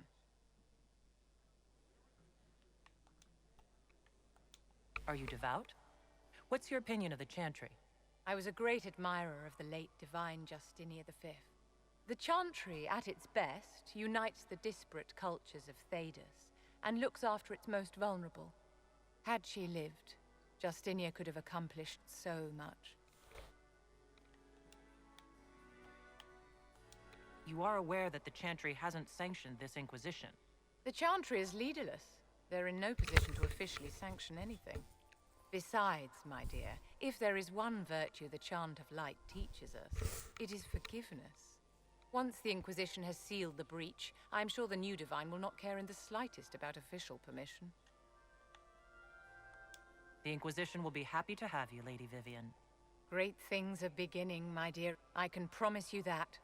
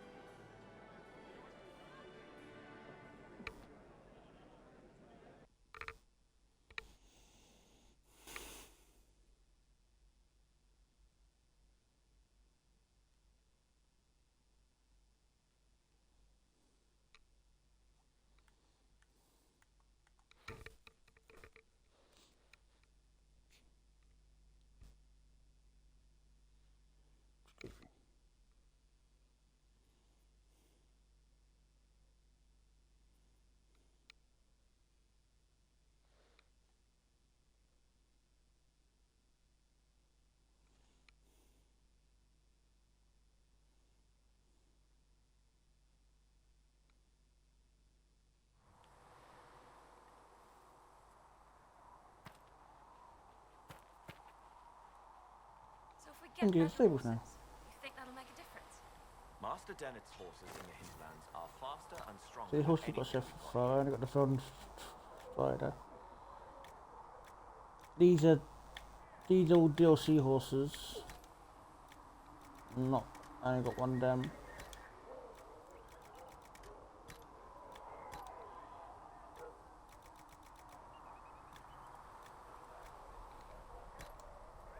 Okay, makes sense. A good For dwarfs, mount to be a nuggerloat. I don't think Sandra anything new to say. I can try, but I doubt it. Thanks, Sandra. Surely you have better things to do.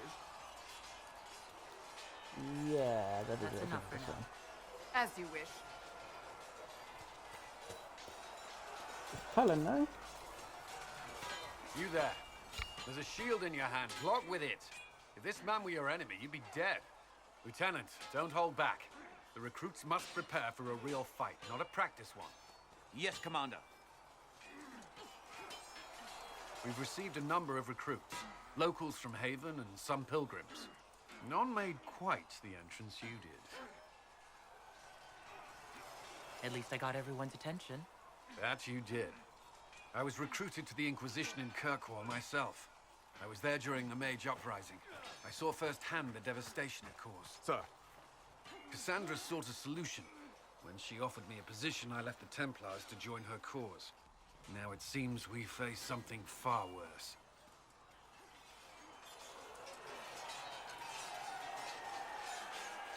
You must have this mark for a reason. It will work, I'm sure of it. Provided we can secure aid, but I'm confident we can. The Chantry lost control of both Templars and Mages.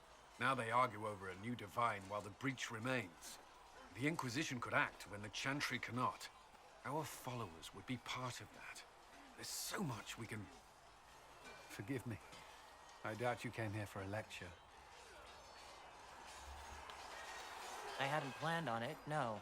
Then I shall spare you. There's still a lot of work ahead. Commander, Sir Raiden has a report on our supply lines. As I was saying.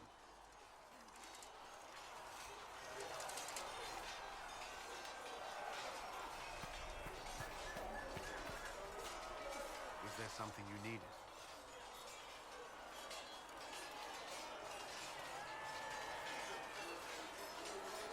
I should get to know you better. We're working together, after all. What would you like to know? All right. Where are you from?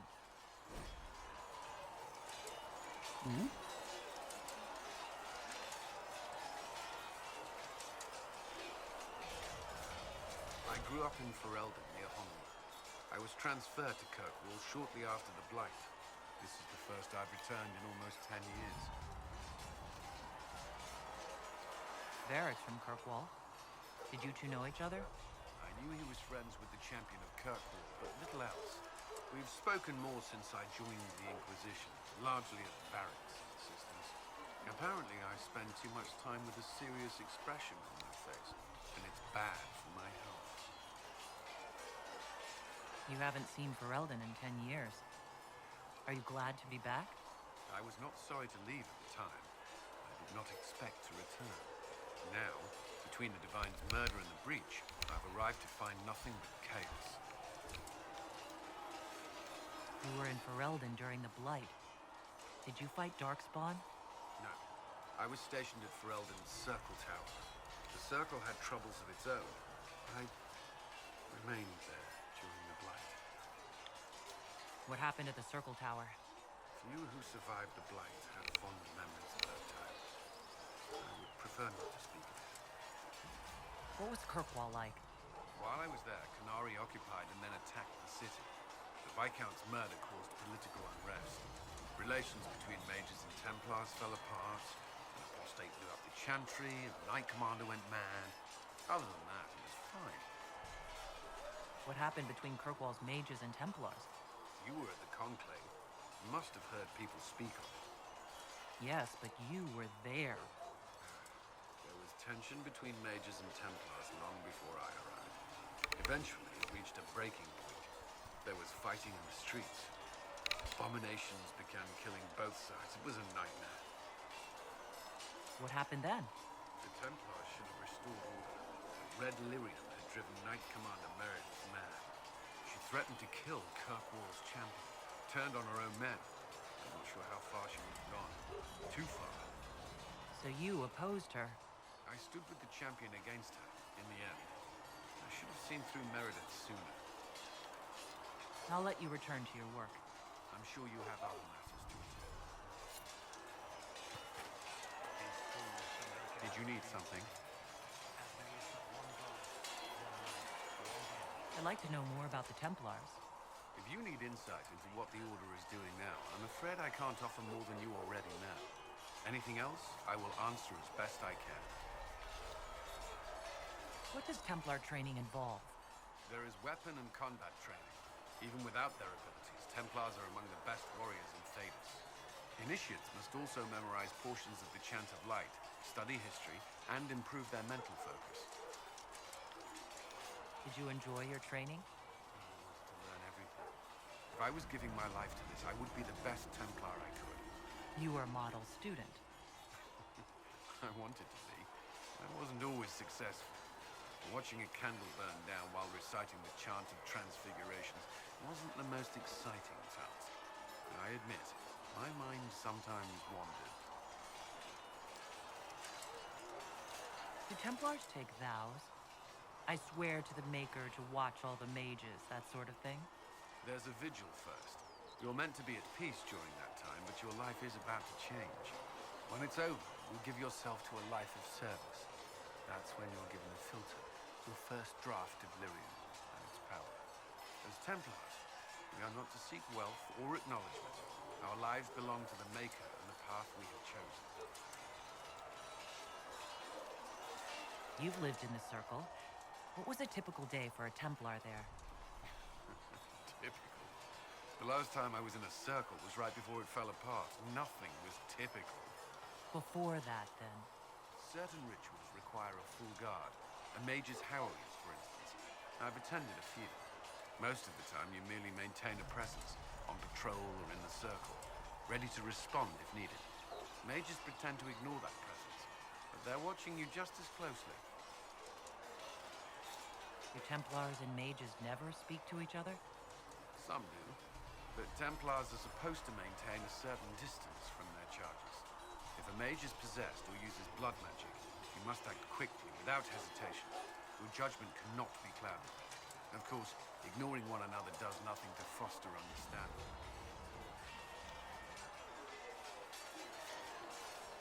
Do the Templars do anything besides hunt mages?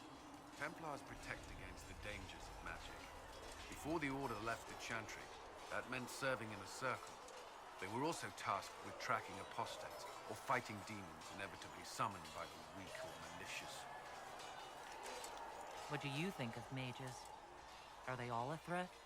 I've seen the suffering magic can inflict. I've treated mages with distrust because of it, at times without cause. That was unworthy of me. I will try not to do so here. Not that I want mages moving through our base completely unchecked. We need safeguards in place to protect people, including mages, from possession at least. Why did you join the Order? I could think of no better calling than to protect those in need. I used to beg the Templars as our local Chantry to teach me. At first, they merely humored me. I must have shown promise, or at least a willingness to learn. The Knight Captain spoke to my parents on my behalf. They agreed to send me for training. I was 13 when I left home. 14? That's still so young. I wasn't the youngest there. Some children are promised to the Order at infancy. Still, I didn't take on full responsibilities until I was 18. The Order sees you trained and educated first. What about your family? Did you miss them? Of course, but there were many my age who felt the same. We learned to look out for one another. That's all I wanted to know. Thank you. Should you require anything, I'll be here. Yes? Why would Templars break away from the Chantry? The Order believes the Chantry no longer supports their efforts. Not to the extent they should. The Templars have served the Chantry for ages. And in that time, they've come to take the Order's services for granted. Templars risk their lives against blood magic, demons, abominations, to feel as if those efforts are dismissed.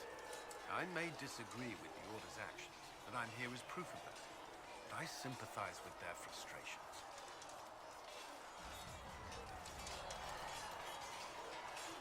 What do you think of the people you work with? Who do you mean? Are you satisfied with the Inquisition's forces? Our numbers are small, but they suit our needs for the time being. Some Templars have joined us instead of following the Order.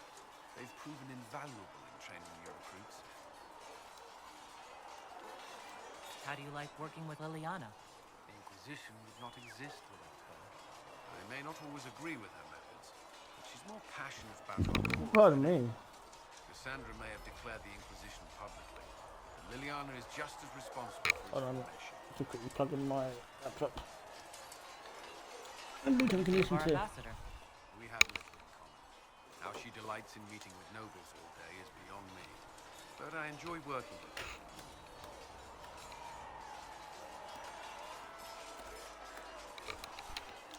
I should let you get back to work. Did you need something? Is there anything I should know? The Lord Seeker's actions are a mystery, but the Templars will aid us. They cannot sit idle while the breach remains. That's all for now. Should you require anything, I'll be here.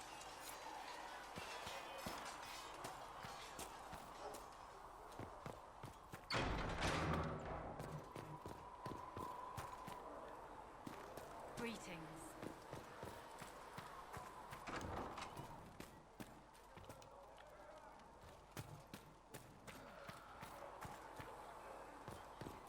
Good day.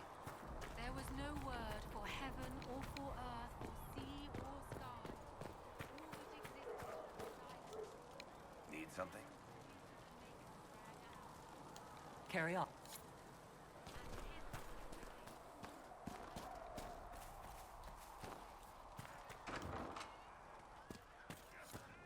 Fix the door just like you asked, Flitter. I'll make it bless you. Can I get you something for your trouble? Master Harry said I could go back right away. Thank you. So, this is it, huh? Oh no, it's fine, yeah? It's just, I thought it'd be bigger. That would have been hilarious if you were a man, right? Wasted. Anyway, stopping wars should earn more sovereigns than this. Need things back to normal for coins to be flowing again. Another reason the Templars and mages need to be sat down.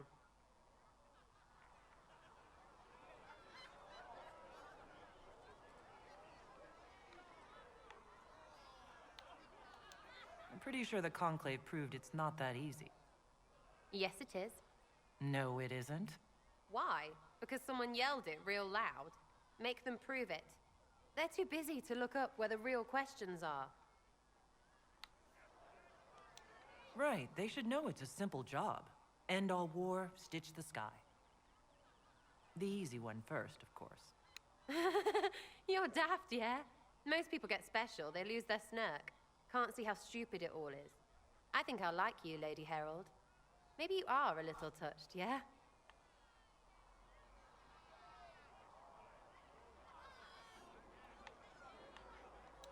I think I'll enjoy having you around, Sarah. I hope you'll feel the same. Oh, you're adorable. Yes, you are. See you, Herald. Herald. I have to do something about that.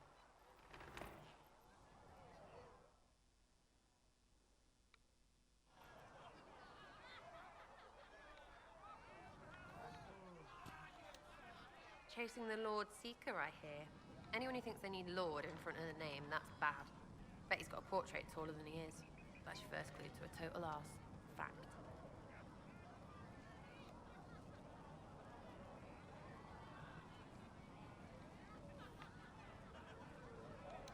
Tell me about yourself. Oh yeah? Interested, are you?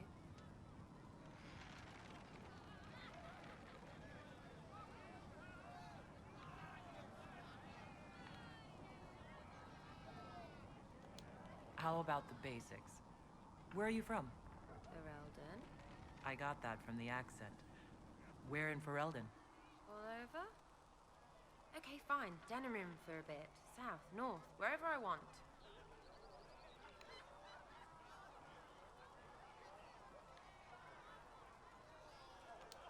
Oh, you're from wherever. I'm from north wherever. What? North wherever.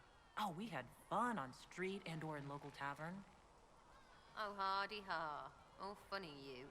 It's complicated. I don't like complicated. Let's leave it at that. Maybe. You're skilled. Who taught you how to use a bow? No one. That seems unlikely. What? I picked it up here and there. Mostly it just makes sense. It's not like that for you. Oh, certainly. Not a day's effort for the naturally gifted like us. Well, it's not like that. It takes work. A bit. Not like Cullen and his pets. I mean, you miss, then you don't. Is it that hard to see when it's wrong? Is it an elf thing? Most I know couldn't find an arrow sitting on it. Right.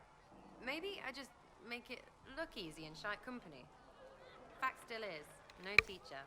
Where would I find one in alleyways anyway?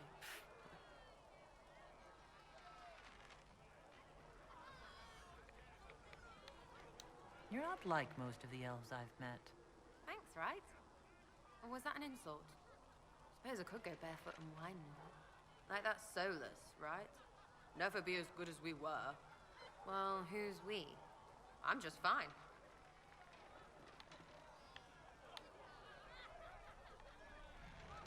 There's a lot of tradition there. Should it just be thrown away? Your great-grandfather's dead. Why aren't you dead? You're throwing away tradition. That makes sense to you? None of it does in the city. That's why I'm not like an elf. We'll talk later. If you say so. Chasing mages, that's a Templar's job. A big, armored, pissed-off helm polisher.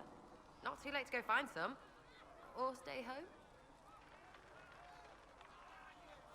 You apparently have a lot of friends. Tell me about your network. It's not mine, right?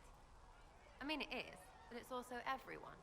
Everyone who wants to shove it to nobles who hide behind gold and silk. And hats, I guess. Are you just about pranks and revenge? Or is there more to it? Well, it's a weave, right? I grease the ballroom, so a wyvern chasing Git has to hunt sprained. Strangely, handmaids leave his vault open. His heirlooms pay off someone else. Maybe clean streets in Kirkwall so someone gets something else. Pish, pish, pish. A lot of people eventually get help or a laugh. Or maybe someone dead, if they deserve it. I'm glad I met you before someone decided what I deserved. You're no hateful ass so far.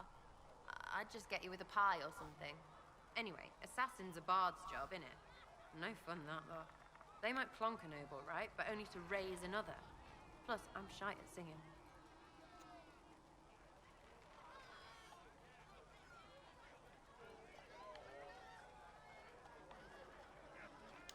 Is Red Jenny real? Or was she always just you and your friends? Dunno. Don't you care? Not if it works. I mean, Red is scary because blood. And Jenny is... Look, nobody fears the bunch of people who do random stuff. And besides, it's easy. Nobles want a bogeyman because they need to believe normal people can't get at them. Numbers, yeah? An even spread is all it takes.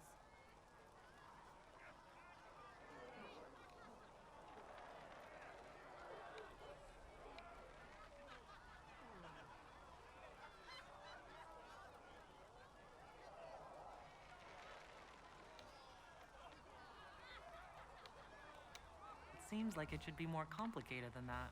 That's why you be bad at it and why I'm here. You don't want to play, don't play. That's simple too.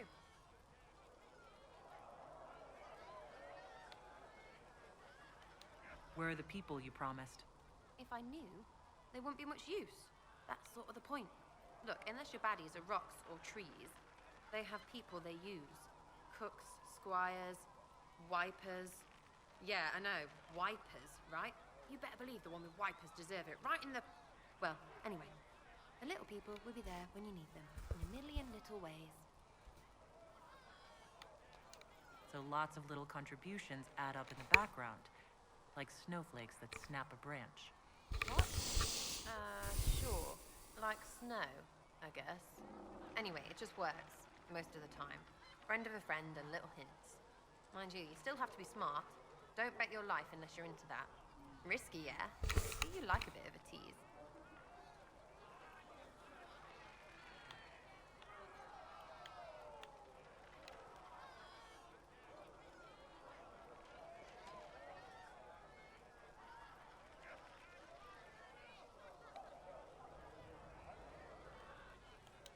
I can play along if it works for you.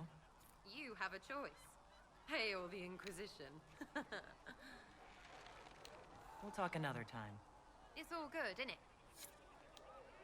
Something on? I was wondering if you could look at some locks for me. What, the doors under the chantry? You know about them? Places have doors. I just wasn't interested in poking through some sister's breeches.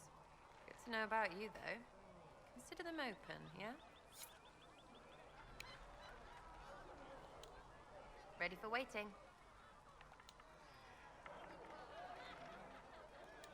Is the Inquisition what you thought it would be? Calling an Inquisition is a bit much, isn't it? Does this lot even know what they're chasing? Fair question for me as well, I suppose. Everybody following a rumor. At least I'm used to that. What do you think about the people who have gathered? Which? The ones who do things or the ones who give orders? Anything to say about Varric? Varric? Too clever. Always saying something, but never saying it straight. Thoughts about Cassandra? Not as buttoned up as she plays, right? Tough, though. I'd stand behind her in front of anything. What about Solus? Solus? His head's crammed up 1,000 years ago. What's your opinion of Vivienne? She's a bitch, but she knows. She better. What do you think about our spy master, ambassador, and commander? Liliana is pretty in places.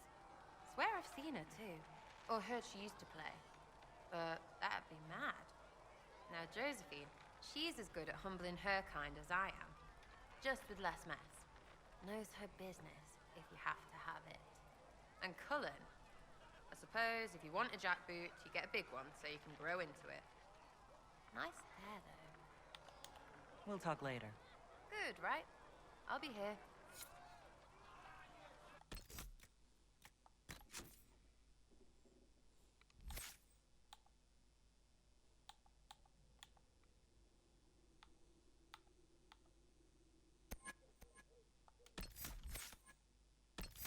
I'll make her an elemental.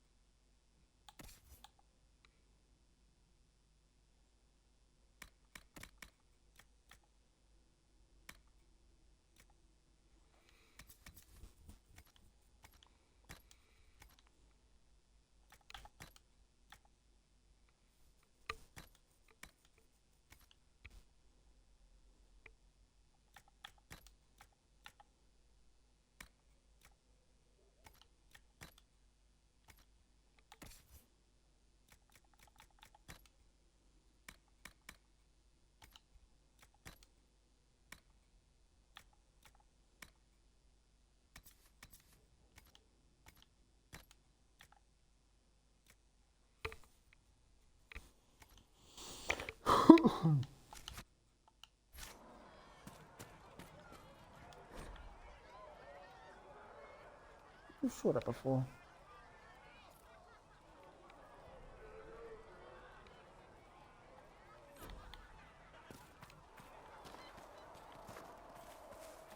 Don't think Chelsea should need to say it. Double check, but I doubt it. Right now, you just need to be careful not to do anything rash. What do you need? We'll talk later. Of course.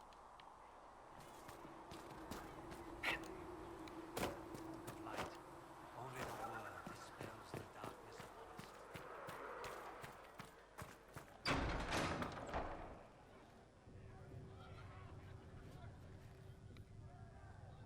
It's good you've returned. We heard of your encounter. You heard? My agents in the city sent word ahead, of course. It's a shame the Templars have abandoned their senses, as well as the capital.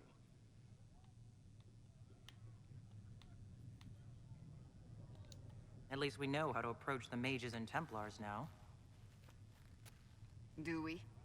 Lord Seeker Lucius is not the man I remember. True, he has taken the Order somewhere, but to do what? I've got to speak to My reports have Liliana been and... very odd. Oh, well, never mind. We must look into it. Do it after. I'm certain not everyone in the Order will support the Lord Seeker. Or the Herald could simply go to meet the mages in Redcliffe instead. You think the Mage Rebellion is more united? It could be 10 times worse.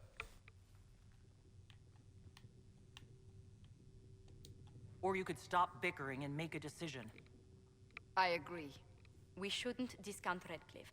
The mages may be worth the risk. They are powerful, Ambassador, but more desperate than you realize. So it'll be dangerous. I've been in danger since I walked out of the Fade. If some among the rebel mages were responsible for what happened at the Conclave... The same could be said about the Templars. True enough. Right now, I'm not certain we have enough influence to approach the Order safely. Then the Inquisition needs agents in more places. That's something you can help with. In the meantime, we should consider other options.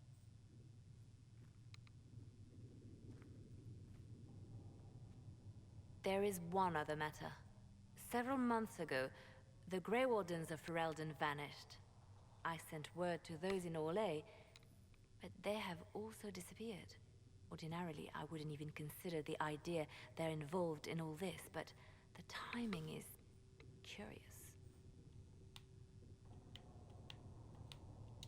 So you're telling me this because... The others have disregarded my suspicion, but I cannot ignore it. 2 days ago, my agents in the hinterlands heard news of a Grey Warden by the name of Blackwall. If you have the opportunity, please seek him out. Perhaps he can put my mind at ease. And if he can't? Then there may be more going on than we thought.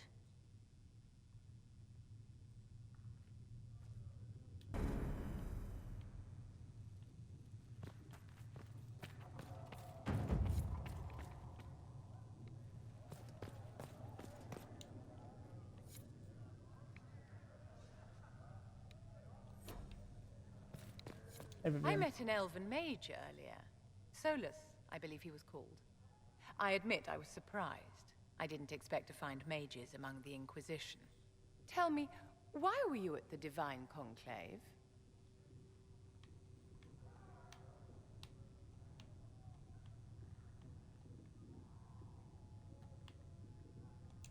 The war benefits no one. It must end, and order must be restored. If only the rebels saw things so clearly. Justinia's death has shattered the balance of power in Thedas. If it is not restored quickly, countless lives will be lost. Mages, Templars, innocent people of all kinds now look to the Inquisition to decide their fate.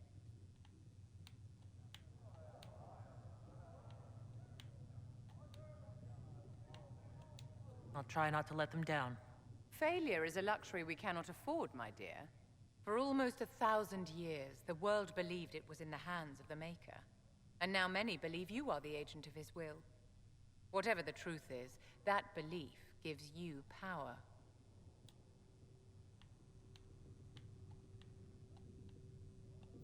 Nobody should claim to know the will of the Maker. Not me and not the Chantry. Perhaps nobody should. But if no one leads the way, many will be left behind in darkness. I've stolen enough of your time, my dear. Don't let me keep you. Yes?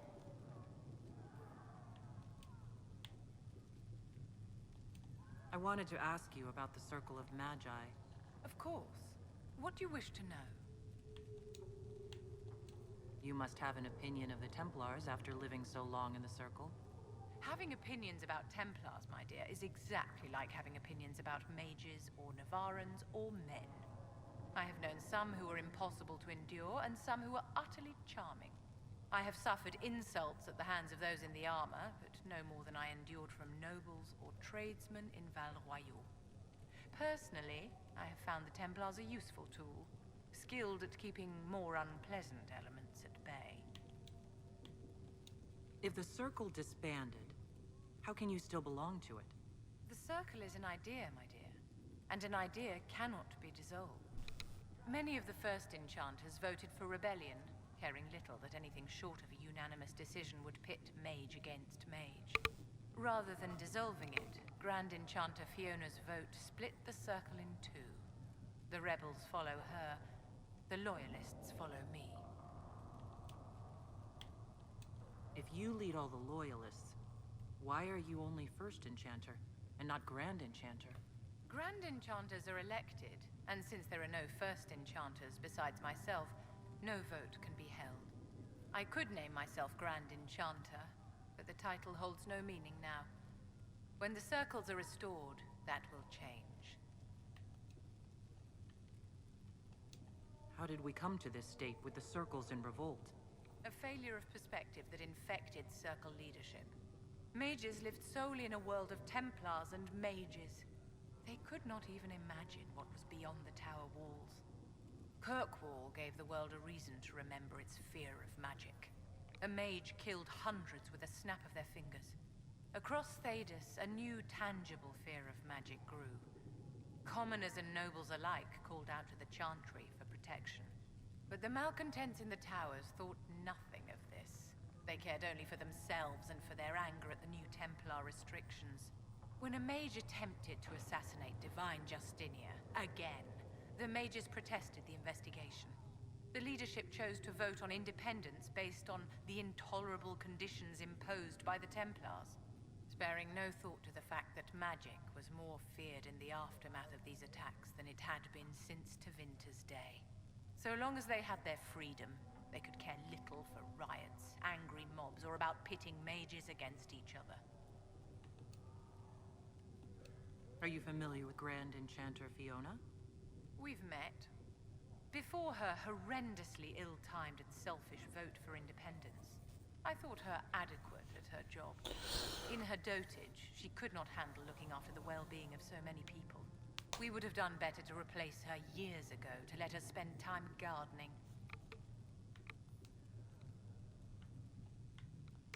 Did they have cause to rebel? In the aftermath of their terrorist attacks? Was that really the most opportune time to break away? By all means, protest abuses by the Templars.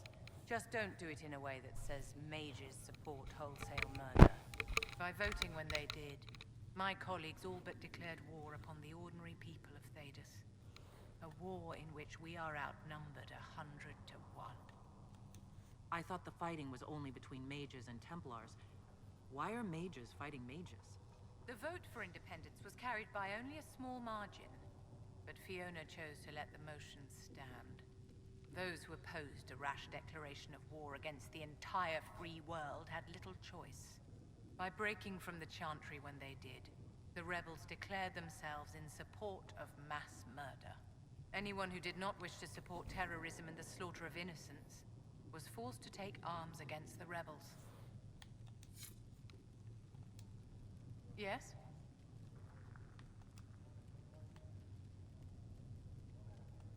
I wanted to ask you about the Circle of Magi.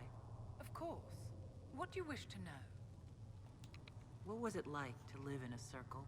My dear, your question is the root of all problems with mages. I cannot tell you. Every circle was different. Their Templars were different, their politics unique. And every person within each tower had an experience of circle life unique to themselves. Some people suffered and some were content. Some were cruel, some compassionate, and some indifferent. The same is true of people everywhere, in all circumstances, whether they are mages or not. You must have been under constant supervision, being forced by Templars to live in the tower. Was that hard to endure? My dear, I have a suite in the palace and a wing at my dear Duke Bastien's estate. I've never been forced to live anywhere. Most circles allowed mages to live away from the tower, either on their own or in service to the nobility. All that was required was permission from the first enchanter. Some circles were harsher in their restrictions. Kirkwall was the worst, but it was the exception. Most were quite permissive, perhaps too permissive in retrospect. So tell me about your personal experience with the Circle. I enjoyed life in the Montsimard Circle, my dear. It was an edifice devoted to knowledge and refinement. And mages need the company of other mages. No one else can truly understand the challenges we face, nor see the world as we do. Yes? I'd like to know more about you, Madame Vivienne. Whatever would you like to know? Your accent's not Orlesian. Where exactly are you from? I am from the Circle, my dear. One's country of origin rarely matters there. But if you must know, I was born in Wycombe in the Free Marches. I was sent to the Ostwick Circle, but I transferred to Monsieurmauer while still an apprentice. I'm curious how a circle mage winds up a courtier. Nobody winds up at court, my dear. It takes a great deal of effort to arrive there. I caught the eye of Duke Bastien de Ghislaine, an advantageous connection that opened many doors. When the position of Enchanter to the Imperial Court became vacant, I was able to secure it. You're married to the Duc de Ghislaine? Of course not, my dear. Don't be ridiculous. Marriage is the business of alliance and inheritance. I'm Bastien's mistress.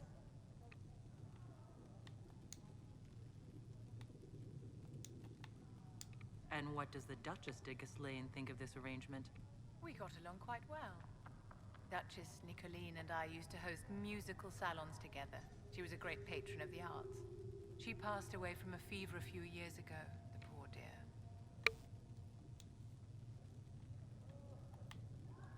What duties does a court enchanter have? I am tasked with providing assistance to the Empress on arcane matters. Most of my predecessors restricted this to lighting lamps and doing parlor tricks. In such troubled times as these, however, I provide political advice to Her Majesty on the subject of the Mage Rebellion. Yeah, that's all for now. There's someone outside the door. Cram! Excuse me. I've got a message for the Inquisition, but I'm having a hard time getting anyone to talk to me. Who are you, soldier? Cremisius Aclasi with the Bull's Chargers Mercenary Company. We mostly work out of Orlais and Navarra. We've got word of some Tevinter mercenaries gathering out on the Storm Coast. My company commander, Iron Bull, offers the information free of charge. If you'd like to see what the Bull's Chargers can do for the Inquisition, meet us there and watch us work. What can your Bull's Chargers offer the Inquisition? We're loyal, we're tough, and we don't break contracts. Ask around Val Royeaux. We've got references. What should I know about your commander? Iron Bull. He's one of those Kunari, the big guys with the horns. He leads from the front. He pays well, and he's a lot smarter than the last bastard I worked for. Best of all, he's professional. We accept contracts with whoever makes the first real offer. You're the first time he's gone out of his way to pick a side. Why did your commander send us this information? Iron Bull wants to work for the Inquisition. He thinks you're doing good work. I look forward to meeting this Iron Bull. We're the best you'll find. Come to the Storm Coast and you can see us in action. How many people them the Golden City, the center of all creation? And There were so many questions surrounding Farria's death. Did he think we wouldn't notice? He's killed Farria, one of my best agents, and knows where the others are.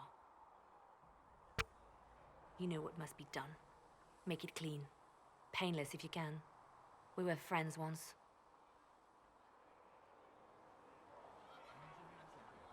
Wait, what are you doing?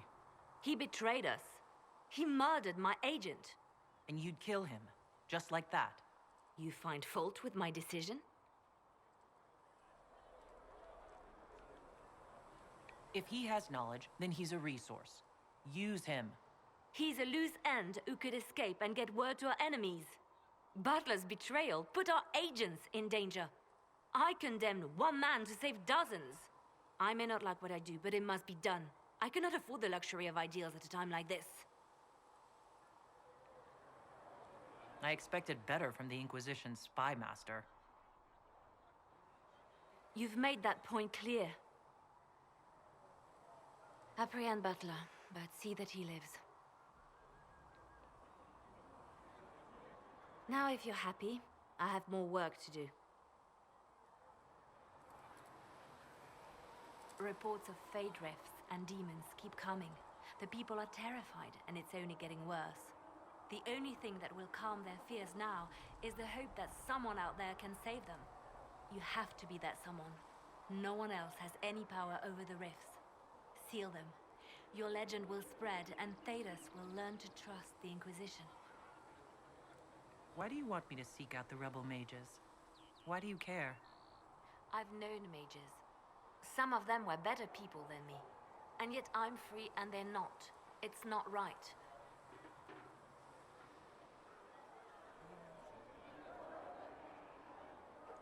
Let's talk about you. Me?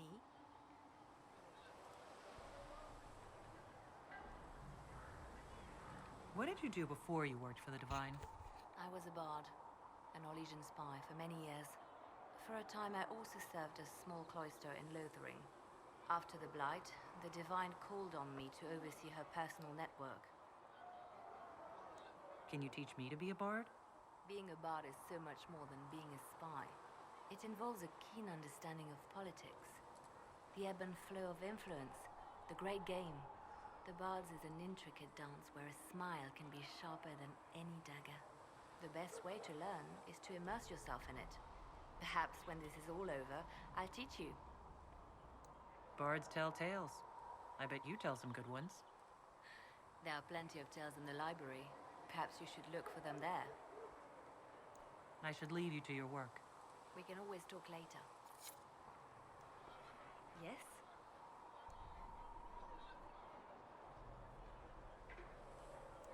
You seem to know a great many people. I have made friends, and on occasion enemies. It's unavoidable.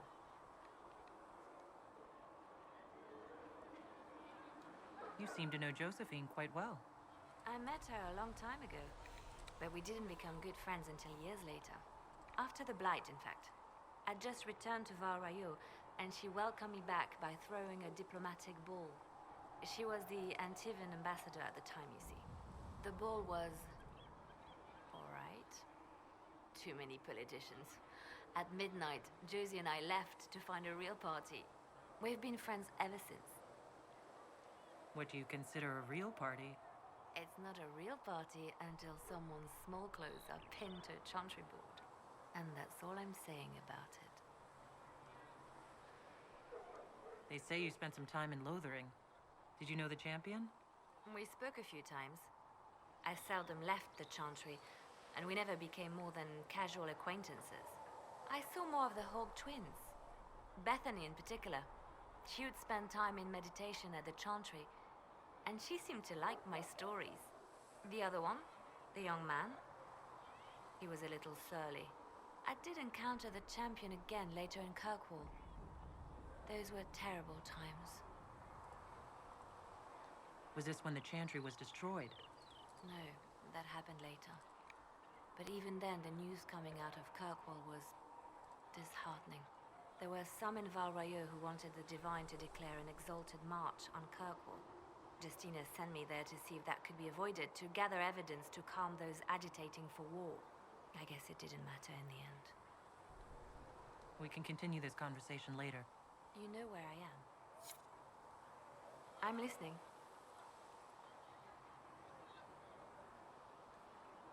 You seem to know a great many people. I have made friends, and on occasion enemies. It's unavoidable. You have a history with the Warden who ended the Blight, don't you? I count him among my closest friends. I still write to him for advice when I can. He hasn't replied to my letters in some time. I try not to worry about it. He can take care of himself. Yes? They called you the left hand of the Divine. That they did? What of it? I'd like to hear about Justinia. What was she like? A friend. A mentor. Like me, she had secrets, made mistakes. It made her human. I think her followers responded to that.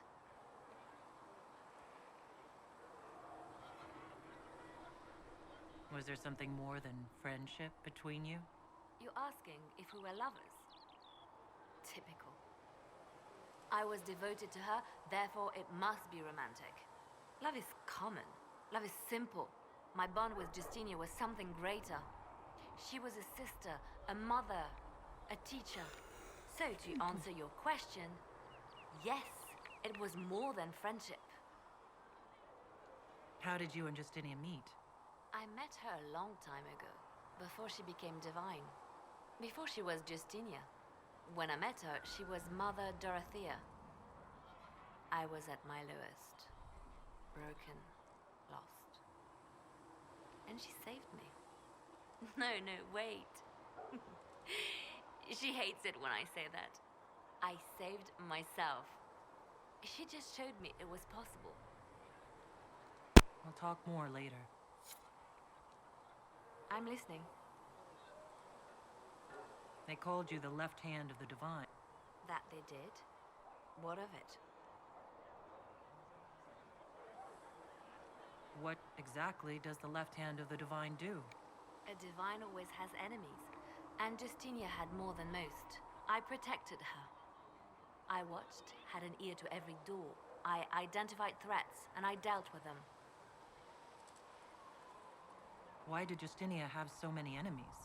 There were many who felt she was unfit to be divine. She had a past, a worldly life. Unlike many, she wasn't given to the Chantry as a child. She chose it, and somehow that made her unworthy.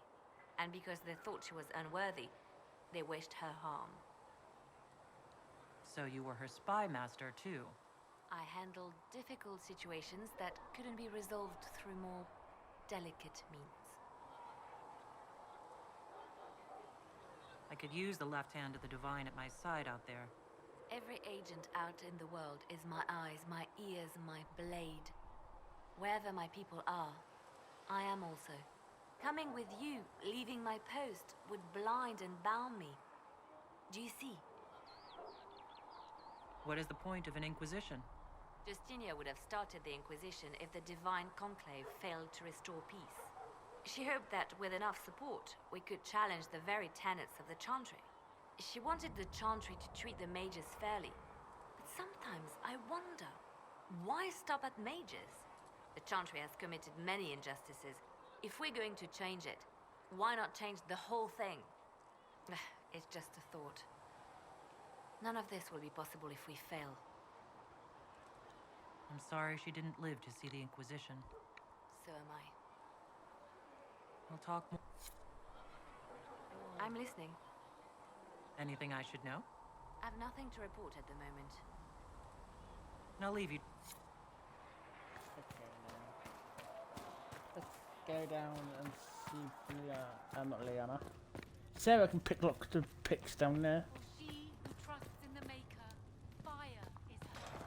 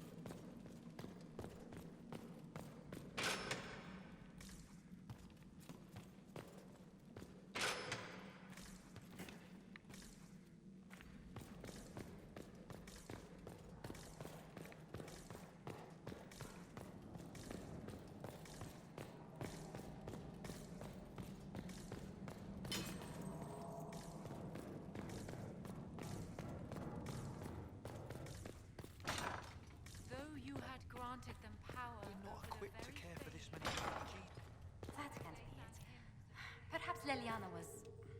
No, that seems unlikely.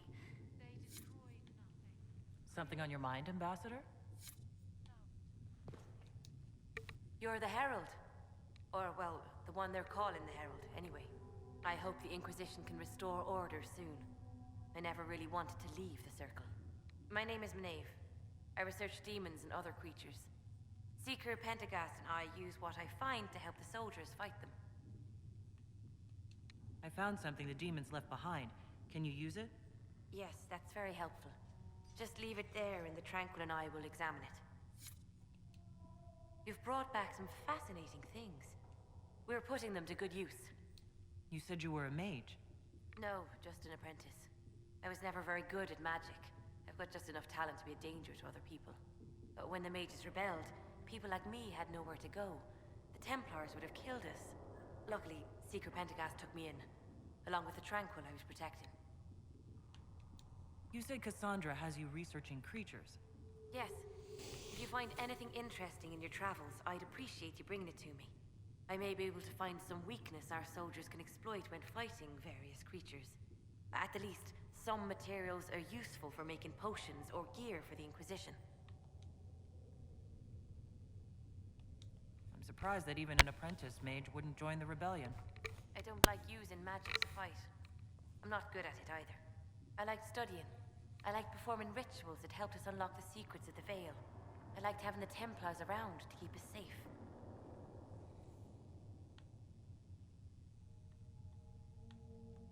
Most Circle mages I've met have a different opinion of the Templars. They have not lived my life. I was born into a Dalish clan. I lived there until my magic manifested.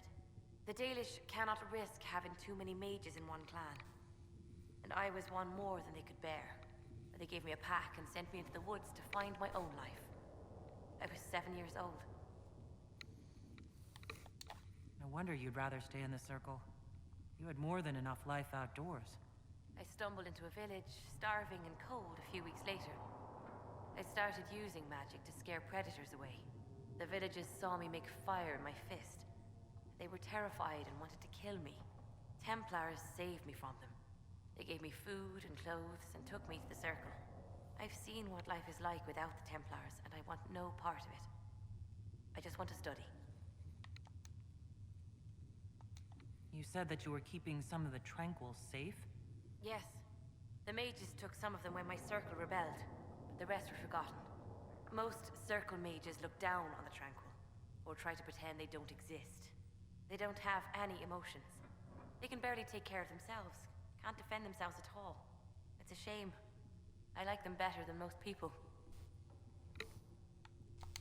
I'm glad they have someone who cares about them. They deserve better.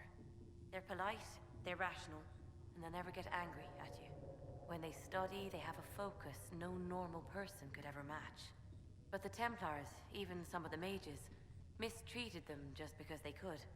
The Tranquil never fought back. If not for that, I don't know. Doesn't really matter now. Why did you decide to research dangerous creatures? I like the outdoors. The idea of the outdoors, anyway. When some monster is coming at you, glowing eyes and burning claws, it's terrifying. But once you know how it works, you can deal with it. It's just another part of the world. So much of this world is only frightening because we don't understand it. I'll speak with you later. Thank you again for what you've brought back.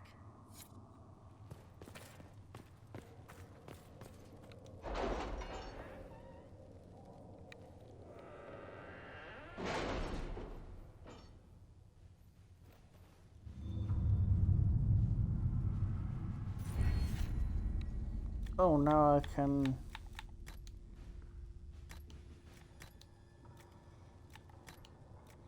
I can unlock... Any word? Speciality. Nothing yet. I'm gonna go for arcane knowledge. I'm trying to go for all the knowledge perks first. That'll be handy for later on in the game.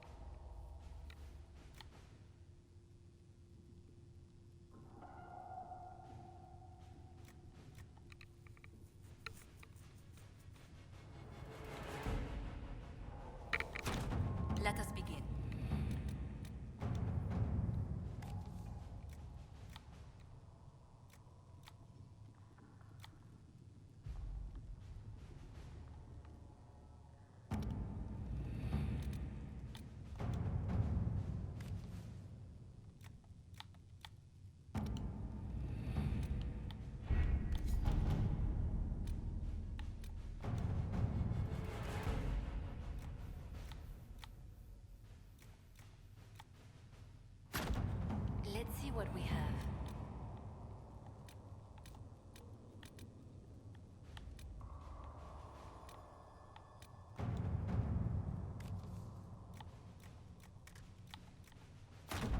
To work?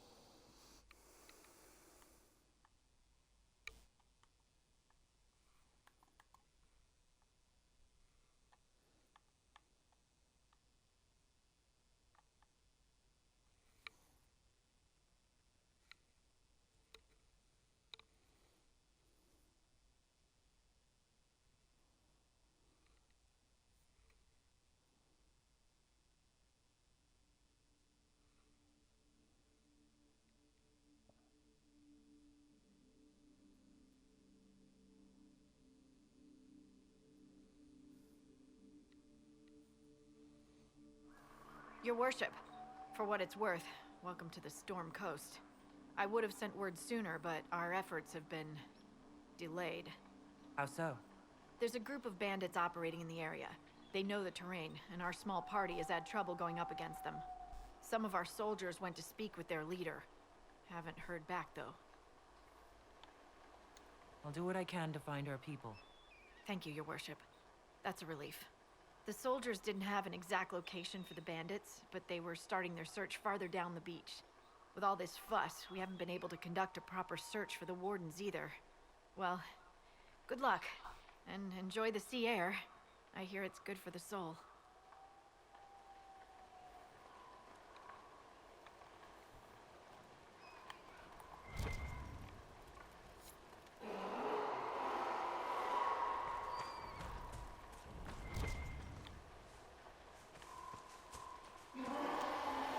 Dispatch for you. What is it? See for yourself, sir.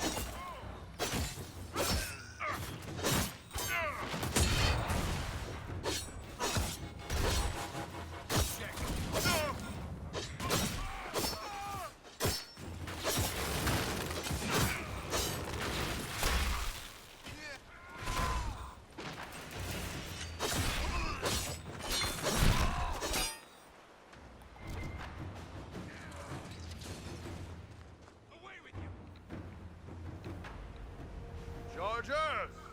Stand down! Krim! How'd we do? 5 or 6 wounded, Chief. No dead. That's what I like to hear. Let the throat cutters finish up, then break out the casks. So, you're with the Inquisition, huh? Glad you can make it. Come on, have a seat. Drinks are coming. Iron Bull, I presume. Yeah, the horns usually give it away.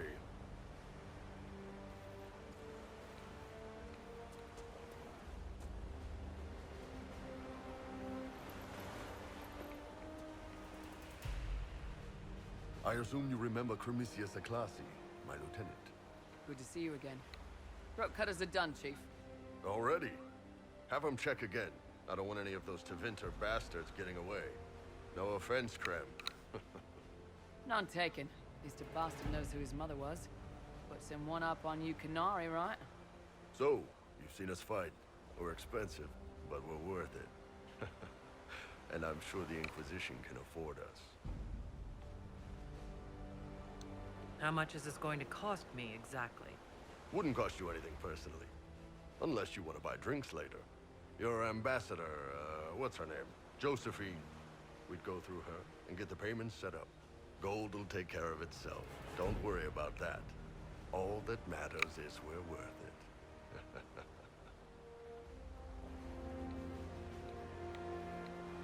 The Chargers seem like an excellent company. They are, but you're not just getting the boys. You're getting me. You need a frontline bodyguard. I'm your man. Whatever it is. Demons? Dragons? The bigger the better. And there's one other thing. Might be useful. Might piss you off. Ever hear of the Ben Hasra? They're a Kunari organization, right?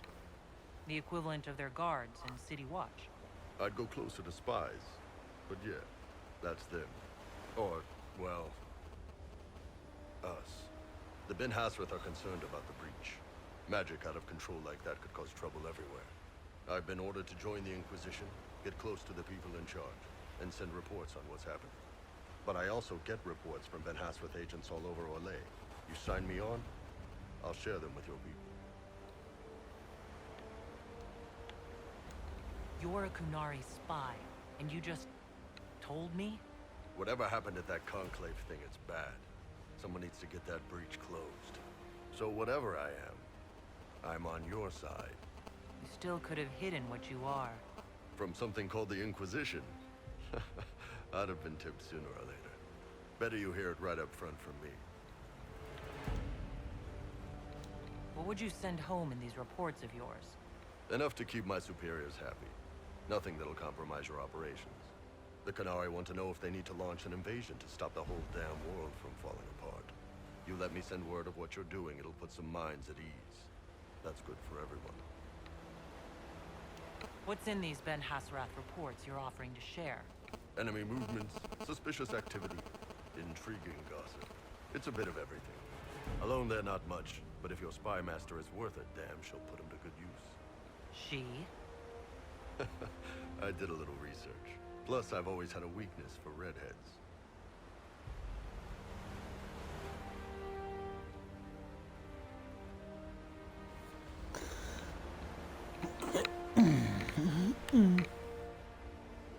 All right, you're in. Excellent. Prem, tell the men to finish drinking on the road. The Chargers just got hired. What about the casks, Chief? We just opened them up with axes. Find some way to seal them. You're Tevinter, right? Try blood magic. We'll meet you back at Haven.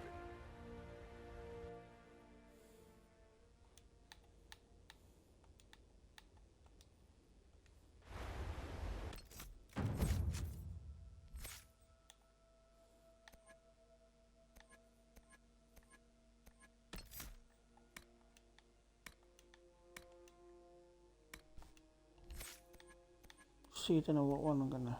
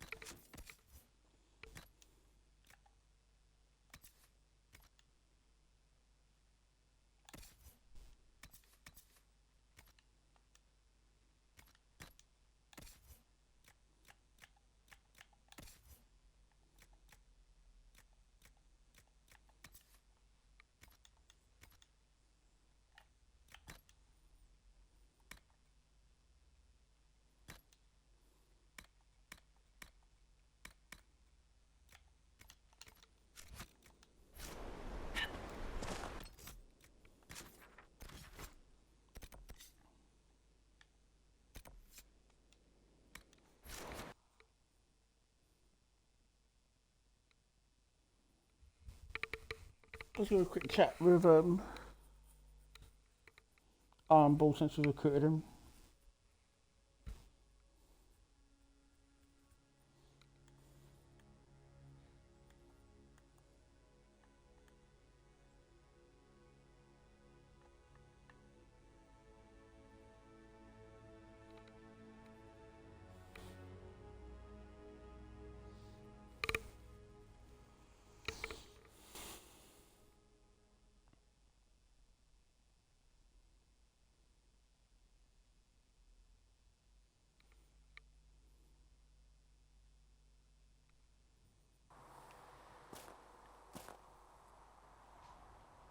They come. Can I help you with anything? Can we talk about the Bull's Chargers? Best company you'll find from here to the Anderfells. In my time with the Chief, we've gone up against everything from bandits to magic trees. We're expensive, but you'll never doubt we're worth it. Want to know anything in particular? Do the Chargers specialize in anything from a tactical standpoint? Bull doesn't want us large enough to work as an army. We're better as shock troops, as skirmishers. We've got archers for hitting enemy infantry, Dalish with more archery, and Skinner and her people on the flanks. Rocky handles fortifications and traps, and Stitches keeps us all fighting. They mostly hold back.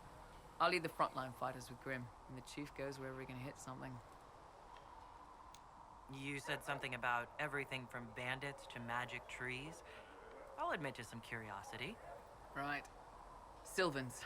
That's what Dalish called them. Apparently spirits can possess trees, too. Some noble in the Dales, and they really don't like it when you call them Dalish nobles, had a haunted forest. His family had abandoned the land, but he wanted it back. The Chief bought us all axes, and in we went. Between the axes and the torches, the Sylvans weren't too bad. Worst part was the squirrels. Are there rules for how mercenaries operate? If you don't want some noble to treat you like bandits, yes. There's also a code of conduct most companies hold to. Keeps things civilized on the battlefield. We accept surrenders for ransom from mercenaries, nobles, and soldiers wearing a lord's colors. Our prisoners are treated well, injuries tended. We'd want the same for any of ours who got captured. We'll talk later. Won't come.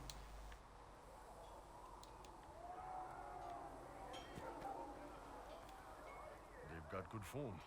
Cullen's putting his Templar training to good use. Did Cullen tell you he was a Templar? He's not wearing the armor. He didn't have to. Might not be a Templar shield, but it's a Templar holding it. He angles the shield just a bit down. Helps direct fire or acid away, so it doesn't spray right into your face. Canary learned the same thing when we trained to fight Tevinter mages. Your Templar's doing good work. I'm impressed by what Cullen has accomplished with the troops. Damn right. It takes time to build a group into a team, but he's got their loyalty. Now he just needs them to make a decent shield wall, and they'll be good to go. Biggest problem for the Inquisition right now isn't on the front line. It's at the top. You've got no leader, no Inquisitor.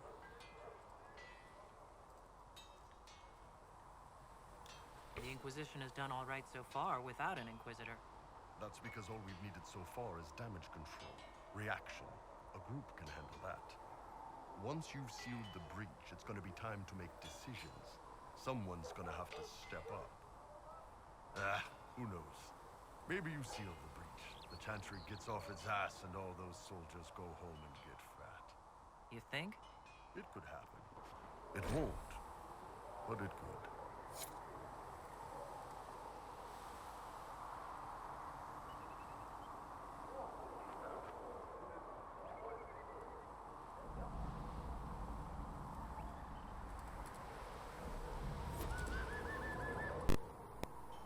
What can I do for you?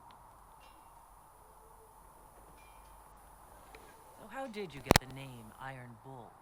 I picked it. We don't have names under the cube. Just, I don't know. Job descriptions, I guess. When I came to Orlais, I chose the Iron Bull for myself. Iron Bull. This may surprise you, but I really like hitting things. Also, it's the Iron Bull, technically. I like having an article at the front. It makes it sound like I'm not even a person, just a mindless weapon. An implement of destruction. That really works for me. I'd like to know more about the Kunari. You writing a book? What I've heard about them sounds fascinating. What you've heard was mostly horse shit. All right. What do you want to know? The word Kunari. Is that the race or the religion? Both. Kind of. The humans and elves who follow the Qun are the Vidathari. The Kunari who break away from the Qun are Talvasha, deserters. What about Kunari who existed before the Qun? The people we came from. They're called the Kossith, but we don't use that word for the race. We came south to Thedas because the Kossith were... I don't know. We had to leave. The stories aren't clear. But I don't expect they look much like us. Whatever they are.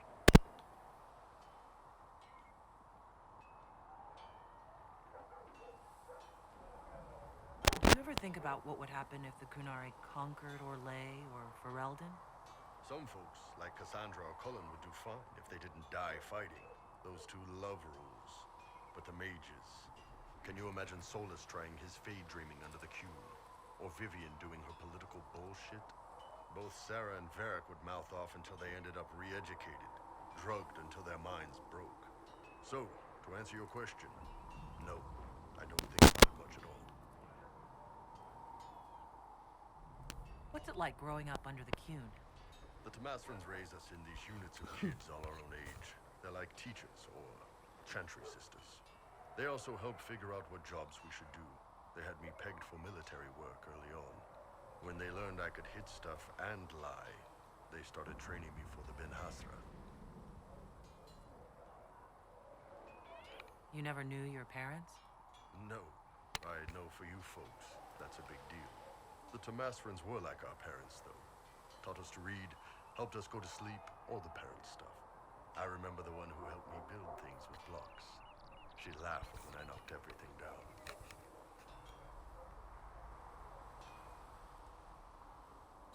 How do the Kunari rule themselves? It's pretty simple. We've got the matriarchy, the priesthood, and the military.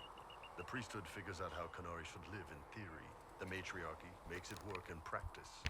And the military keeps the Kunari safe from outside threats. Does it actually work like that? Is there much infighting? Not like you're thinking of. People disagree, yeah, but the priests are there to solve disagreements. Here in Orlais, politicking comes from people putting their own gain ahead of the gains of society. If you do that among the Kunari, the Ben Hasrath set you straight. Or kill Alexa, you. stop. Hey, darling. We'll talk more whilst I feed chatters. I heard there's no marriage among the Kunari. Yeah, that's true. Kunari love our friends like anyone does, but we don't have sex with them. Kunari don't have sex? Oh, we definitely have sex. They're Tamasrans who pop your cork whenever you need it.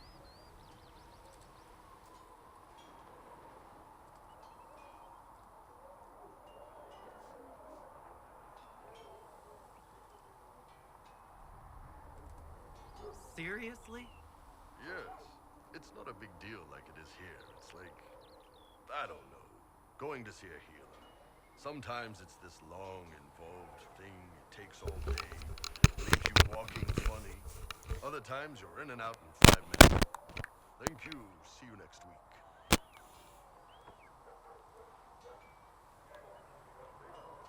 That sounds different. Yep. Still, it's more fun here. Fewer rituals, more making it up as you go along. Plus, you folk have redheads. Redheads. How is everyday life different for Kunari?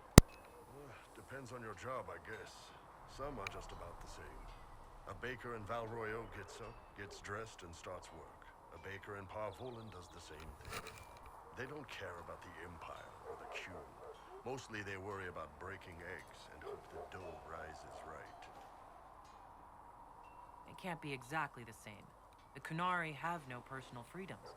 How many personal freedoms do you figure that baker in Val Royeaux has? Life isn't about freedom. The baker in Parvolan wonders if she'll be given enough eggs to do her work. Will they come on time? Will the kitchen workers get her bread while it's fresh, or will they come late and blame her 'cause it's stale? Same crap in Val Royo. People are just people. See you later, Bull. See ya.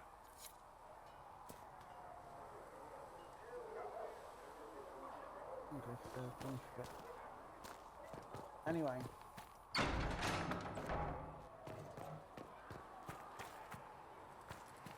A scout in the hinter...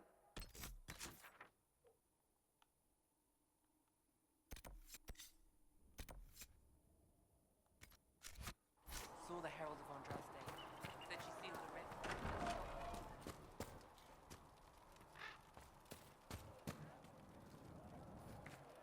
Anyway, we're in the scene, but before I do, I'm going to collect stuff from the war table and You need set up anything? the next mission for the war table. Things safe at Haven. Hey, long boy, you coming to say hello? Hey? Thought you coming over? I don't think. Make your mind up, you.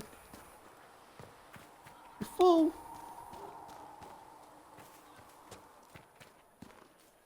I don't understand. Templars have left the Chantry.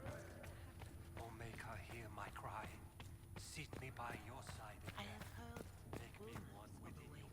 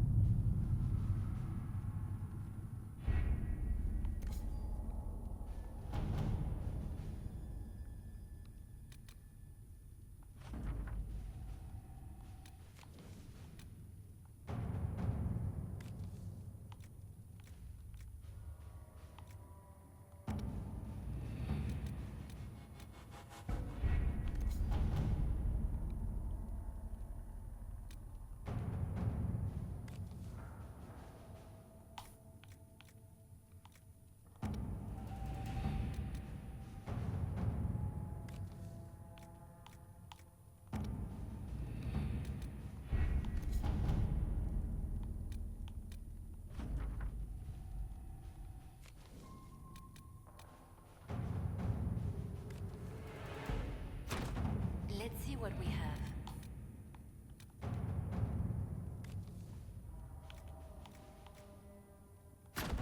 To work?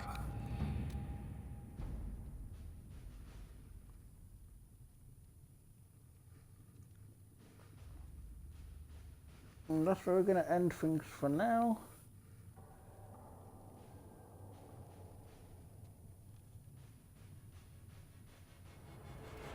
Next time, we'll be going back to the hinterlands and looking for Blackpool, and hopefully we'll also be getting started with picking a side for the quests. Anyway, see you guys next time. Bye bye.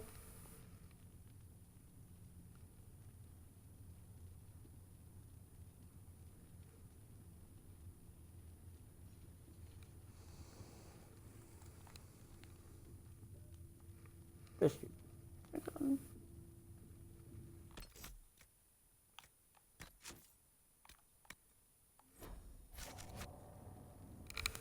Wait for 4 minutes, darling. Come here for you. Okay.